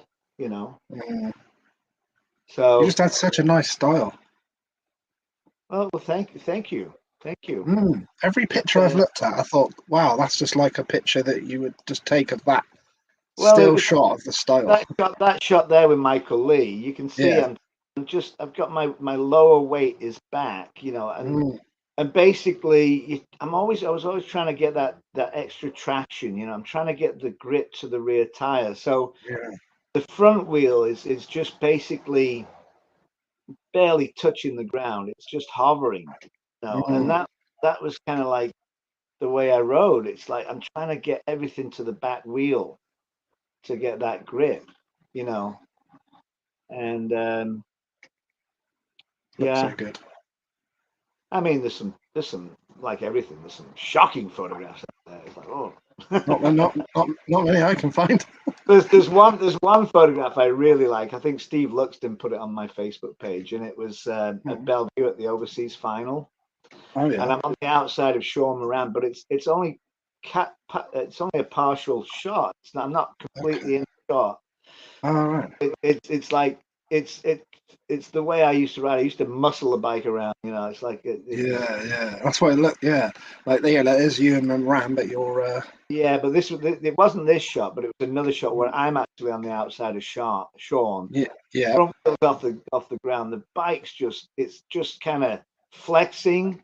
Oh, Mm. that's another great shot there. Me and Look at the Eric. front wheel you were talking about there. Look, Phil, your front Yeah, wheel. Look. just hovering, just hovering. And Eric's the same way, I mean, that was Yeah. just part of the thing. But I mean, I made a terrific start on that day. That was in Poland at the World Final in Yeah. Leszno, Yeah. and World Team Cup Final. And I made a terrific start, and I still didn't get there before Eric. Yeah. Yeah. You're like, no. No, and that was at Bellevue. That was the final lap, I think, of the overseas final at Bellevue. And that track, oh my gosh, that was dicey. Yeah. Super heavy, super heavy. Yeah. Another one with Eric, England v Denmark. Yeah. Did you used to enjoy the test matches? We miss all them special test matches you guys used to have, and I used to love watching you guys at Swindon in the 80s. There's one of them there. But Yeah. test matches were always really cool with the Americans and Swedes and Danes, Oh Australians. yeah, I loved that stuff. Yeah, Mm. great stuff. Um, you know, my I mean, I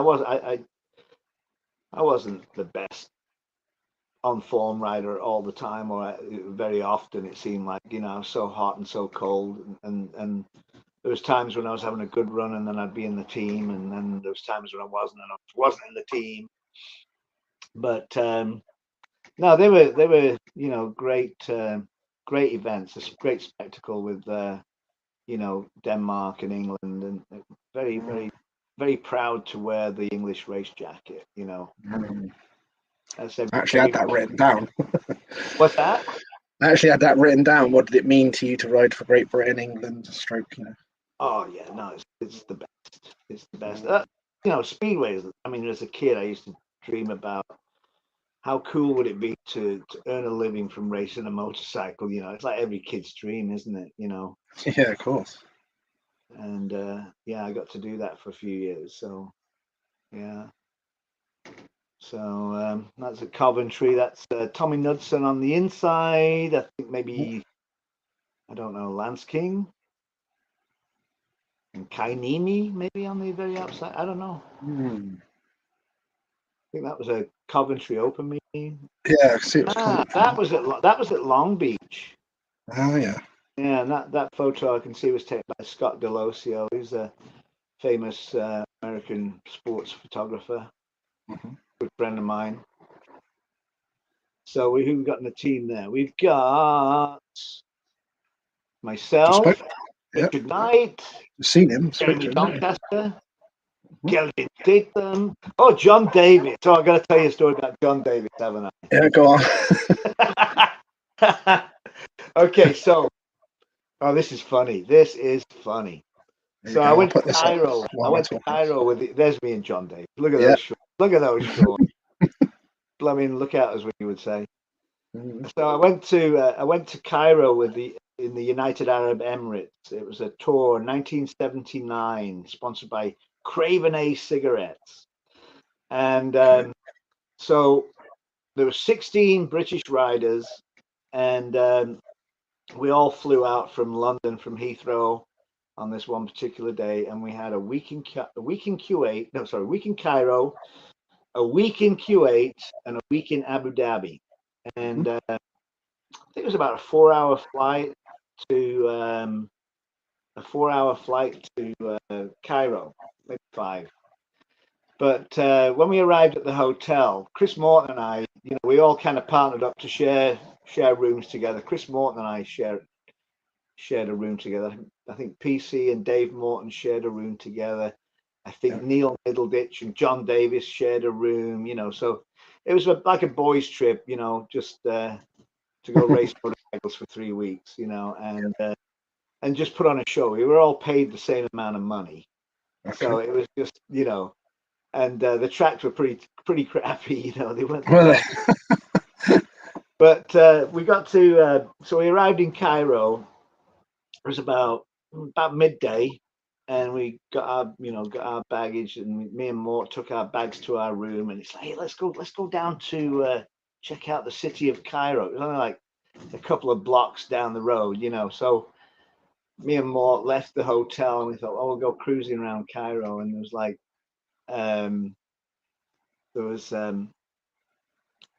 the people just live on the car horn, they're just pressing the horn, beep beep beep beep beep, everywhere. Well, couldn't it's like, and there's somebody had hit like a horse and cart that was in the middle of the road, and there's the wheel had fallen off it. There was a car, and 2 guys are fighting on the middle of the street, arguing. And we get down across the street, we get into like the Medina, the marketplace, in Cairo. And it's like once we stepped into the Medina, it's like stepping back into biblical times, crumbling ruins, beggars, blind people. I can just imagine Jesus popping out from one of the buildings. Anyway, we're walking down, and it's a crumbling ruin, and there's all kinds of activities, smells like wasps, just like, sewers. Those hookah pipes, and stale tobacco and all kinds of stuff, and just filth and rubble and dust, and industrious people making these copper discs for trinkets for tourists and stuff. And we get to this one store, and it's a butcher shop, and it's like a windowless butcher shop. And there's 2 guys there in sandals up to their ankles in blood and guts, and they're hacking at this cow. And they're butchering a cow, and there's flies all over the walls, all over the chopping block that they're putting this cow. And they're handing these chunks of meat out through the window, this windowless window, to this guy who's sitting there picking his nose and got fingers in his ears, and he's smoking a hookah pipe. They're handing him this meat.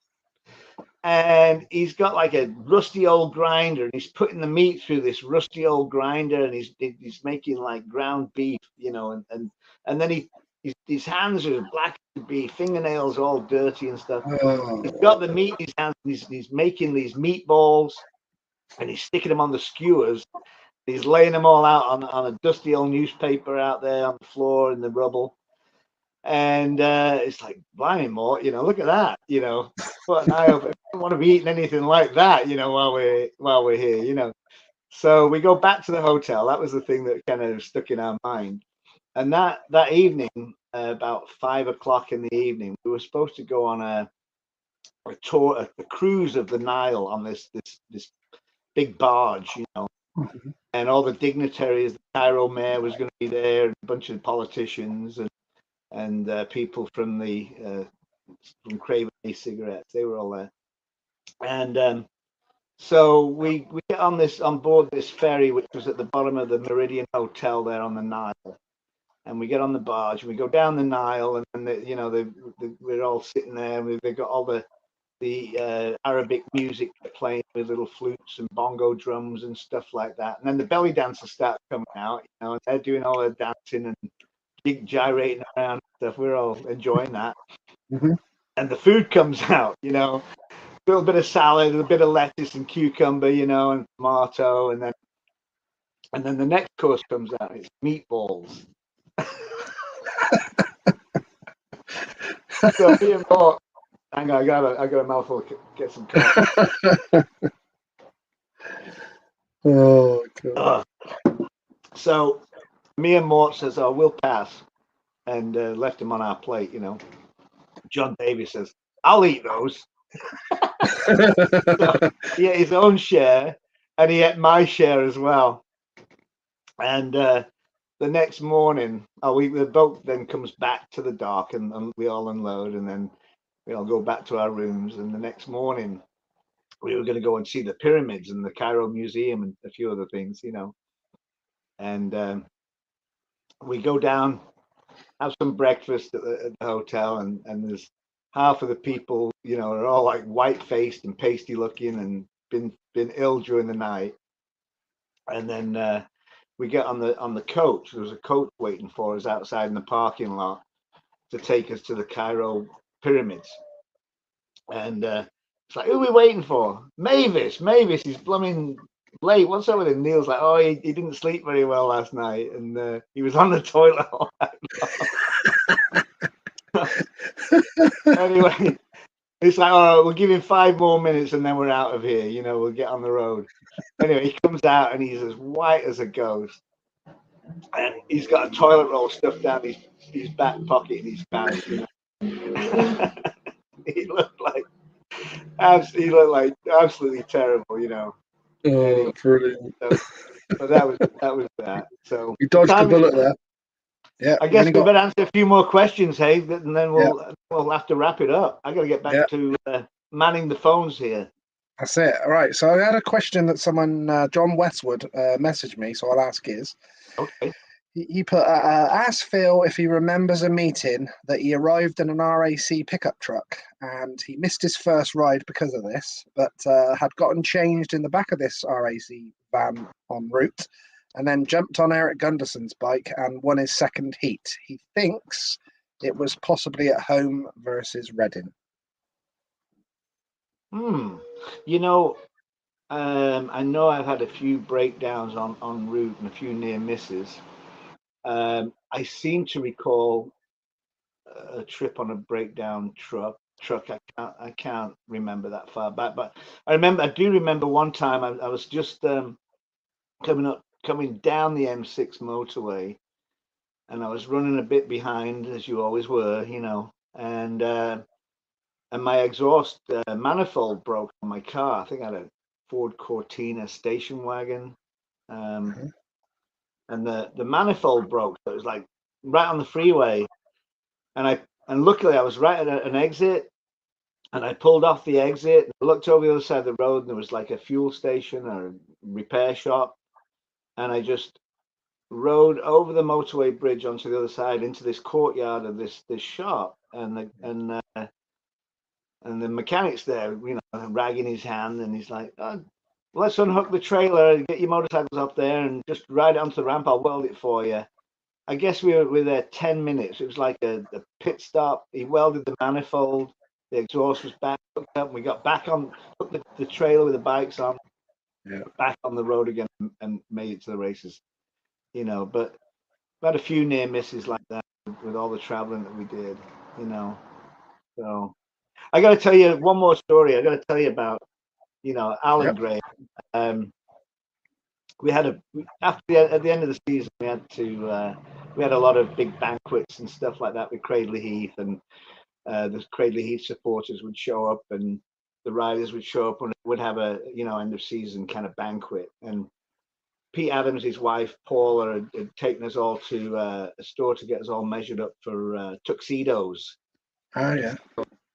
And we got measured up, and then this was about a week before the event, and then she picked them up and then brought them to the function, and where we all changed into these tuxedos, like a bunch of paint. And then we did the function, and then at the end of the function, we changed back into our civilian clothes, and she would take the tuxedos back to the store the next morning, or whenever. But after the meeting, all the the Cradley Heath supporters they'd left, and it was just down to a few of us riders now. So we're in the back one of the back rooms, changing back into our regular clothes. So Alan Graham's running around in these in his undies, and we'd all had a few to drink, and I ended up ripping his underwear off, and threw him up on the chandelier in the big banquet room. So I just wonder what the cleaning staff would think in the next morning when they arrived there to clean. See Alan hanging from the chandelier. Oh my God. We're a bunch of kids, just yeah. That's madness. Sean McConnell just said, was the US Open your last speedway race? The US Open. The US. Where was that? The one in New York, Sean? Was that Jason Bonsignor's? I think it was. No, wait a minute. US Open. I know. Jason Bonsignor owns 3 racetracks in upstate New York in the Rochester area. And Sean, yes, okay, he says it's New York, yeah. Mm-hmm. So Sean, yeah, so Jason had been trying to get me out of retirement for 20 years to ride in this event. Yeah. And it's funny, it's like when I turned 50, I had one of my midlife crises back then. Brad Oxley wanted me to come to Oxford. We'll just call it, not Oxford. Brad Oxley wanted me to come to Costa Mesa and just be on the old riders veterans parade for the Jack Milne Cup. Mm-hmm. When he called me, I was going through a midlife crisis, and I said, you know what? Put me on the program. Get me a bike and I'll ride. And I ended up riding. So when Jason from New York saw that, he contacted me, and then I said I would ride at his meetings. And it was 3 meetings at 3 different tracks on consecutive nights in the state Rochester area of New York. Wow. And it's funny, I'm racing against kids who hadn't even started racing or who weren't even born when I retired. Yeah. I think I ended up finishing 4th overall in 3 meetings, and that was when I was 50. But I hadn't ridden a bike in probably about 18 years before that. So yeah, Preben Eriksson just said hello. Good to see you're doing well. All right then, Preben, how you doing, buddy? I think Preben. I see a few people. Phil have said I can see that he's getting a little bit of that American accent going as well. Sorry, I am sorry about that. It's, I've lived here longer. I was 27 when I came to America, and that was in 1987. Wow. And let me see what else. So I've been here like 37 years now. Bloody hell, yeah, that's fine. That's 10 years. I've lived here 10 years longer than I lived in England. But it's funny, I've got a few things written down. It's like I went, when I first came over here, nobody could understand me, and I was tired of repeating myself, because I'd still got that Northern English accent going on. And it's like and then a lot of the English familiar ways of talking and stuff like that. And but I went into a hardware store. I was looking for a Jubilee clip. You know what a Jubilee clip is, right? Yeah. So you try asking for, an American what for a Jubilee clip in a hardware store. Yeah, they're like that. What the hell's that? He's like, what the hell's a Jubilee clip? And I said, well, it's like a clamp that you can put on a hose and you can tighten it up, And he said, oh, you mean a hose clamp? And I said, well, yeah, I guess that's exactly what it is. So I'm assuming like Jubilee is the manufacturer's name, like yeah. For so many slang words, aren't there? That must be different. Like, so I was dealing with all that. I just got, and then I'm around. I mean, if I was back in England for any length of time, the old accent would come back, But mine was never really that defined of a British accent anyway. When I lived in England, I think, I was a little bit northern, quiet. I'm a bit more outgoing now. What we got? Here's Alan. Here's another Lancashire grass track rider, Alan Bagshaw. Best wishes from all areas.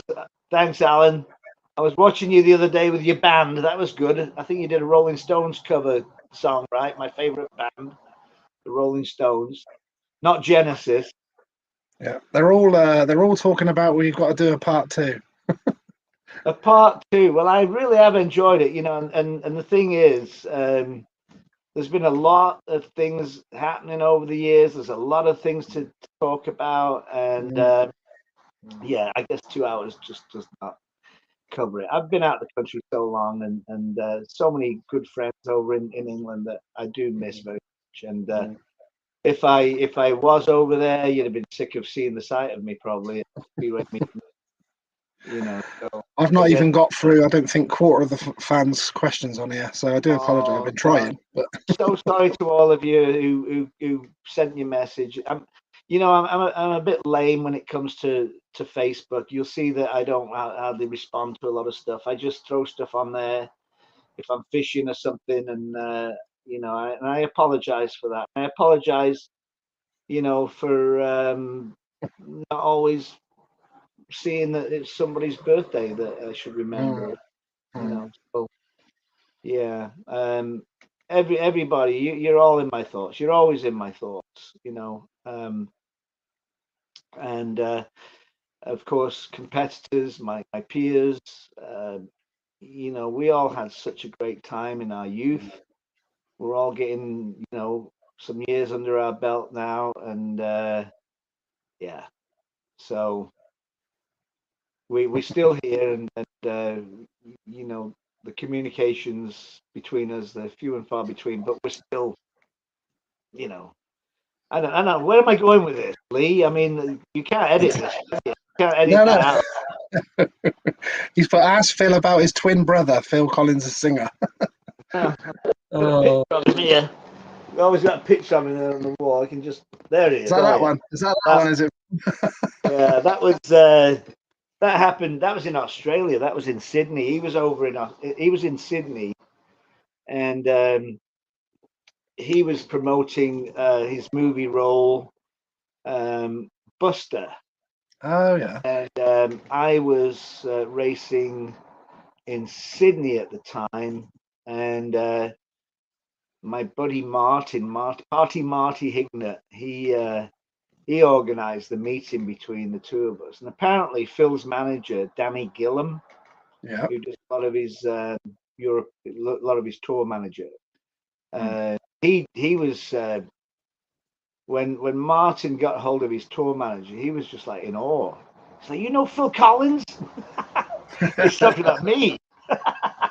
That's brilliant. Because I think he was a Wimbledon or Crayford Speedway fan. They're from Surbiton in Surrey. Ah. But they're all like, he was like, I'll get you a meeting with Phil no matter what, and then, so we met briefly because Phil was going to fly back to England. We met him in the lobby of the hotel in Sydney. And then a year later, I was up in Queensland in Brisbane. Yeah. And they were coming into town again, but Martin and I were working together at the time in Sydney, in Brisbane, and so Genesis were coming into town again, and Phil was performing in Brisbane. We ended up going buying tickets. We didn't call him to get tickets, but Yeah. went and bought tickets. Then we called him up afterwards. He said, "Been waiting to hear from you. I thought we were expecting to hear from you in Sydney when we were down in Sydney this year, but no, we hooked up, and then it was Phil's daughter's first birthday as well that time. So he invited us into a party for his daughter Lily. So, and I'm mixing it up with the band and stuff, and they're all kind of laughing at my name. So. Yeah. Did he know anything about Speedway himself? Oh yeah, because I was living in America the second time he saw me. He said, I was watching ESPN in a hotel in Los Angeles, and he said I was flipping through the channels, and he said I saw you racing at Costa. No, it was at Ascot. I think it was at Ascot, and I said, well, did I win? And he said, yeah, you won. I said, oh great, well that's good. Well, I'm glad you got to see that. Exactly. It's funny. My best races. There was no cameras around. My best meetings, but. I wish there'd have been a few more. I see a few grainy old films on YouTube from time to time, but yeah, there's quite a few videos on YouTube now these days, isn't there? Yeah, no, it's amazing. It's great. Yeah. So, but we'll definitely have to get together again, my friend. Everyone's loved this. There's still over 150 people on live now. There's hundreds of questions I can't get through. Oh, hey, stop it! I got loads. Look, I didn't even get quarter of the way through mine. Oh, I'm so sorry. I'm so That's sorry. no problem. We're just pleased to have some time. I got loads of stories. Loads of stories. Yeah, I mean, I know I got notes here. I'm not, I got flies by, doesn't it? It really does. When you're reminiscing, it's so cool, and everyone's loved it on here. Everyone's sending so many. You would have to, when you finish work or whatever, you have to have a look through all these comments on the video and everything. It's amazing comments all the way through. Well, I'm going to be home for the rest of the afternoon and fill the phone. Have a browse. Yeah. I've got to go to work then. I've got to go, but I'll no I'll problem. have to check it out, and I'll be cringing. Oh, what was I thinking? Trust me, you won't. There's hundreds of questions in here, and hopefully we can get and do another one. Might have to do 2 or 3. Well, I did that little thing the other day with when I was that I filmed myself and I posted that on Facebook talking about Bruce, about his funny voice and stuff, and it's like thinking, man, I could do these little one-off stories and just I just was practicing trying to figure it out, with my phone and camera, and I just thought, that's kind of turned out funny. I'll post that on Facebook and let people have a look at that. But I didn't. It needed to be edited and stuff. But I might do a few. What's this one? Hey, look, Neil. How about an autobiography, Phil?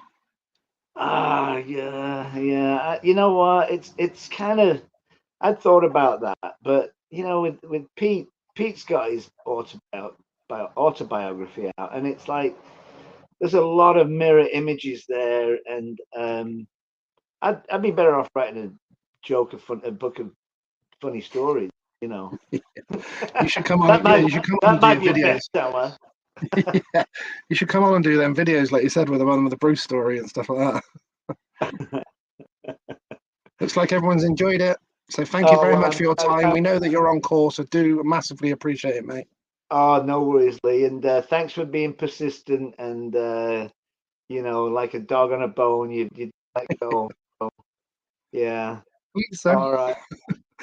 Well, so So we'll sign off. We'll say goodbye, everybody. Thanks so much for Lee for doing this, putting it together, and I really have enjoyed it. I was a little nervous coming in, I must admit, but you all helped, so thank you. And Pleasure's all ours. love to all of you guys all around the world. You know everybody. All you know you are all my old teammates, and if I left anybody out, yeah, we'll do a part 2. James Moore. James Moore. You know, James is Maori. James is a Maori descent, and I actually remember James's Maori name. James Tamu Tukrahi Hirani Moore. Did you know that? That's his Maori name. That's Bruce. That's James is Bruce Cribb's protege. Ah, right. I see. So now you know. Now I know. Yeah, James was a wild man at Cradley. Man, he was flat out. Was he? Yes, Love that saying, flat out. Oh, full stick, no messing around, man. I love that.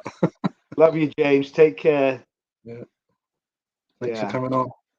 All right. Well, absolute legend, Phil. Really appreciate your time, and hopefully you won't make me beg too much for part 2. Hopefully. Well, we'll do it. We'll do it again for sure. Yeah, 100%. If I've not bored you too much. No, it's been absolutely brilliant. Everyone's loved it. I can see everyone's loved it. There's loads of comments online. Like, you can check them out this afternoon, and you'll see what I mean. Oh, you mentioned a few people were interested in the hat. Well, yeah. If you wanted a business, you can make them, and you can take some. I'll take some royalties, and you can take your cut out of it. yeah. Everyone's been going on about hats as well since they see your video. Sounds like everyone wants a Phil Collins hat now as well. Well, great. Well, you stay safely and keep on doing what you're doing. It's a great venue, a platform. Thank you, mate. Whatever you want to call it. It's I do tune in and see. Good to see old friends. But remember, John Davis, just don't be so greedy, buddy. You know, serves you right. Eat my meatballs. Yeah, David's just put better meatballs over the road at Soodle's Butchers or something. Hey, there you go. Yeah, that's yeah, I used to ride in the butcher's van to school sometimes. The butcher's son. Oh, yeah. God, that was classic. So many stories, isn't there? Brilliant. Oh, yeah. Thank you very much. No, thank you very much. All right. Well, have a great weekend, everybody. What's left of it in Europe. And what time is it? It's 12:15. We've been on for just about 2 hours and 10 minutes. So that's it. Yeah. Only had to have one tea break. I've been drinking coffee all morning. You go. Yeah, I need to go to the toilet. Make sure I don't do a Cribby and fall asleep halfway through. That's it. Lay on the bed. All right. Right, much love, Phil. Thank you very much. Thank you, mate. Much love to you. We'll keep in touch. Pleasure. Thoroughly enjoyed it. Take care, guys. Thank you, my friend. Thank you very much. Legend. You're welcome. Thank you, mate. Legendary Phil Collins. Woo! Beautiful. I did chase that man for quite a while. What he means is harass. He's just being nice. I did harass that man for a while. But I will harass him for part 2 very, very soon. I just got to show you these videos, these cool videos I've got of some legends really helping me out with a promo video of our motocross and spear memories. Hopefully a load of you Speedway fans can come. 27th and 28th of April, you can come there and make a weekend of it up on Monster Mountain in Wales, in Merthyr Tydfil. I've already confirmed from Speedway, Andy Graham. I haven't put it out there yet, but I've got Robbie Kessler. Who else has come in? Sean Tacey's come in the Legends and Racing. Bradley Wilson-Dean, the current New Zealand Speedway champion, has come in to race and do the Legends. And there's a few others that I'm trying to get there as well. So hopefully they will. I'm talking to Mr. Knight. Who else am I talking to? Hopefully Steve Bishop's going to come and ride. But I'll keep you up to date with all of it. But you can just check out a couple of these. Hello, Hans Nielsen here. Could you please message Lee Aspey as soon as possible about Reunion 4 and book it, please. It'll be at Monster Mountain and it's on the 27th and 28th of April. So please book it. Have a good day. You can imagine me wetting myself over all these videos, can't you? Never thought I'd get to speak to these legends. Hi guys, Sam Armolenko here. The Ashby's asked me to remind everybody that Reunion 4 coming up at Monster Mountain on April 27th and 28th. Book your tickets now. See you there. Hello everybody, good afternoon from sunny Thailand. I'd like to invite via Lee Ashby everybody on the 27th and the 28th of April for the BSMA reunion at Monster Mountain. Get your bums down there, bring your friends, enjoy yourself, all the best. Cocker. Mr. Cox, legend. Here's my brother from another mother.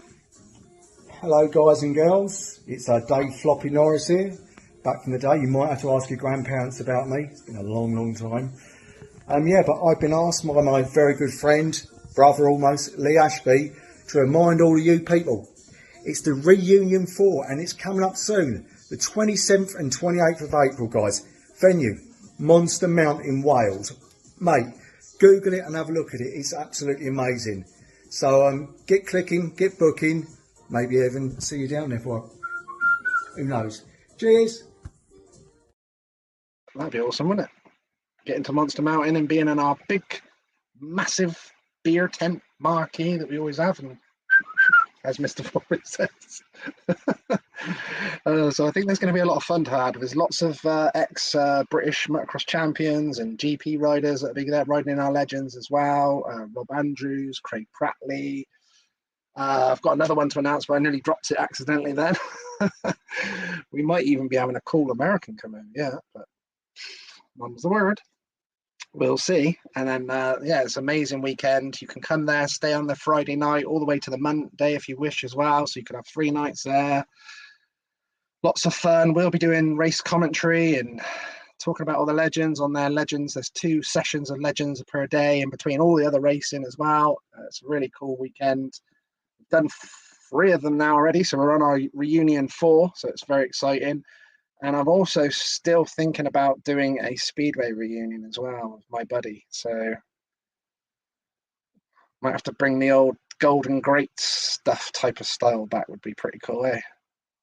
I'll be pestering Hans doing that. Hans, I'm going to do it Oxford, Hans. Can you slide over for a bit of, can you imagine? How cool would that be?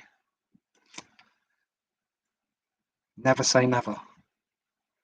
I never thought I'd get to speak to one of these legends, let alone all these legends, and speaking to them personally has just been highlight of my life, fellas. Thank you, Phil. Thanks for coming on, and thanks for sending me the pictures as well, my friend. Appreciate it. I'll keep you all in touch as well, but I'm definitely going to do instead of doing some competitions that I've got, you see some of them on the wall. Chris Pusey's England jacket on the back of there and stuff like that. I've got lots of memorabilia that's going to waste, to be honest. It's all in the garage and stuff like that. I'm going to do, instead of doing competition, I'm going to do signed Jano Pedersen.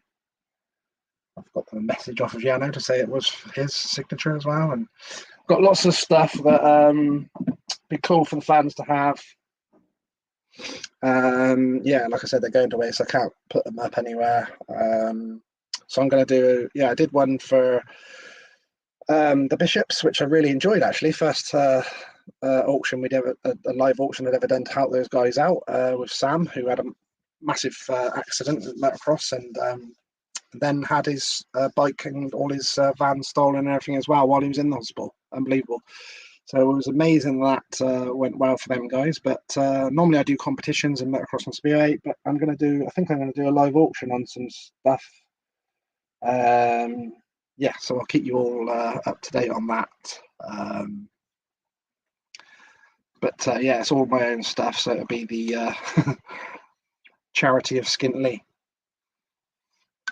But there's some cool stuff I've got that never sees the light of day, and I'm thinking, I know there's so many fans online that love all the stuff of memorabilia, so I'm thinking, help them, help me, help all.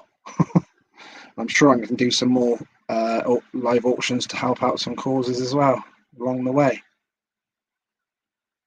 Oh, so you've just updated me as Man United won today. Beautiful. Thank God for that. Could end up in the Champions League at this race, Ricky, eh? Got to try and get this man on as well. I'm going to try and I'd love to go and visit Ricky as well. It'd be cool. Did speak to him about that. That would be very cool. Hope your dad's okay as well, Ricky, my friend. If you're still on. Great show, my friend. It's always nice to me, my friend Barney. He's such a nice guy. Hang out with him a couple of times at Oxford, which is surreal for myself, hanging out with these legends.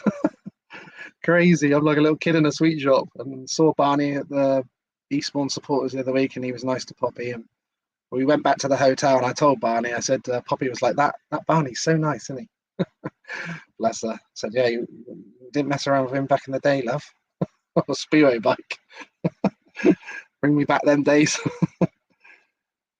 Thanks everyone that's put in nice stuff. Doug Wire, you absolute legend. I love the by the way, check that out on my YouTube channel as well. Did a really cool interview with Doug Wire. That was amazing. Thank you very much. It's awesome to get these legends that come on and watch as well. It's crazy. Try not to think about it too much, so I get a little bit thrown off. I can't believe I got a name check from Phil Collins. Les and Neil are still legends at Edinburgh. What will you get? When are you getting them on as guests? I have been chasing Les quite a lot, as long as I've been chasing Phil. And hopefully I'll get Les on at some point. He actually gave me the contact of Neil. And I did speak to Neil. Neil rang me up, which I was like, holy shit. So I saved his number, and then it's like Neil Collins. I do this with all the legends. Like sometimes they ring me and their name comes up. I'm like, so I was like, oh, God, I answered it. And then Neil was just going on holiday for a week about 2 weeks ago. So I spoke to Neil Collins, and I enjoyed him when he comes to Swindon later in his career as well. So definitely getting to get him on. Mr. Richard Knight, we've got to rearrange as well because we had to cancel one of them. So hopefully going to get Mr. Knight on. So that'd be cool. Remember his career very well. Great interview. He brings back a lot of great memories. Keep well. So love to get you on, Richard. So hopefully. And I did download loads and loads and loads of pictures of yourself. So that's already pretty much prepped, ready to go. So hopefully we can sort that out soon. Hey, Jill, hope you're having a great holiday, you and Andy. Sounds like it's lovely in the sun. We will watch it in full when we get back. Enjoy the rest of your week. Thank you very much, Jill. Enjoy your holiday. Much deserved to you, the Grahams. Much love to you guys. Hope you're having a great time. Yeah, hope you have a great time. Don't worry about us in the cold. I feel bad. That was super cool. Everyone brings up the Phil Collins thing, but I had loads of other pictures, but I'll download loads more pictures for the next time for part 2. Good crowds. And I was going to speak to him about what was it like being with Collins, having so many brothers and the sport. What was that like for you? I had so many questions, and I see you guys had loads of questions. I was trying to get in as many as we could. But I'll download lots more pictures, and we'll do a cool part 2 with the man. But that was really cool. Did chase Phil for a year or 2, I think. I've been chasing him on Facebook, so pretty cool to get him on. And we'll chase him up for the part 2. Might even need a part 3, eh? Look at that, some memories, eh? Don't know about that floating front wheel again, look. But yeah, thanks very much, everyone. I'll keep you all in the loop on social media, what I'm going to do next. I'm still hoping to do South African motocross legend Grant Langston this week, hopefully. Hopefully Wednesday, but I've just got to hear back from him. And then hopefully I can get another Speedway one in on an evening this week as well. It's just trying to nail the riders down for dates. Thank you, Ricky, my friend. Awesome to get you on, my friend. Loving that you're on there watching as well. Loved watching Ricky's career. Hope you and your dad are good, my friend. And Man United are on the up. Can't be bad. Because Swindon Town certainly weren't yesterday. I'm actually glad I didn't go in the end. But as I always say, when I leave all the live interviews I've ever done, there's the old man, look, in the old Ashby leathers that Emin Martin used to wear, look. Hey, He always used to say to me before he died, bless him, he used to say to me, it's nice to be important, but it's important to be nice. So we'll leave it on that. Much love to you all. Thanks for everyone coming on tonight. Much appreciated. See you all soon.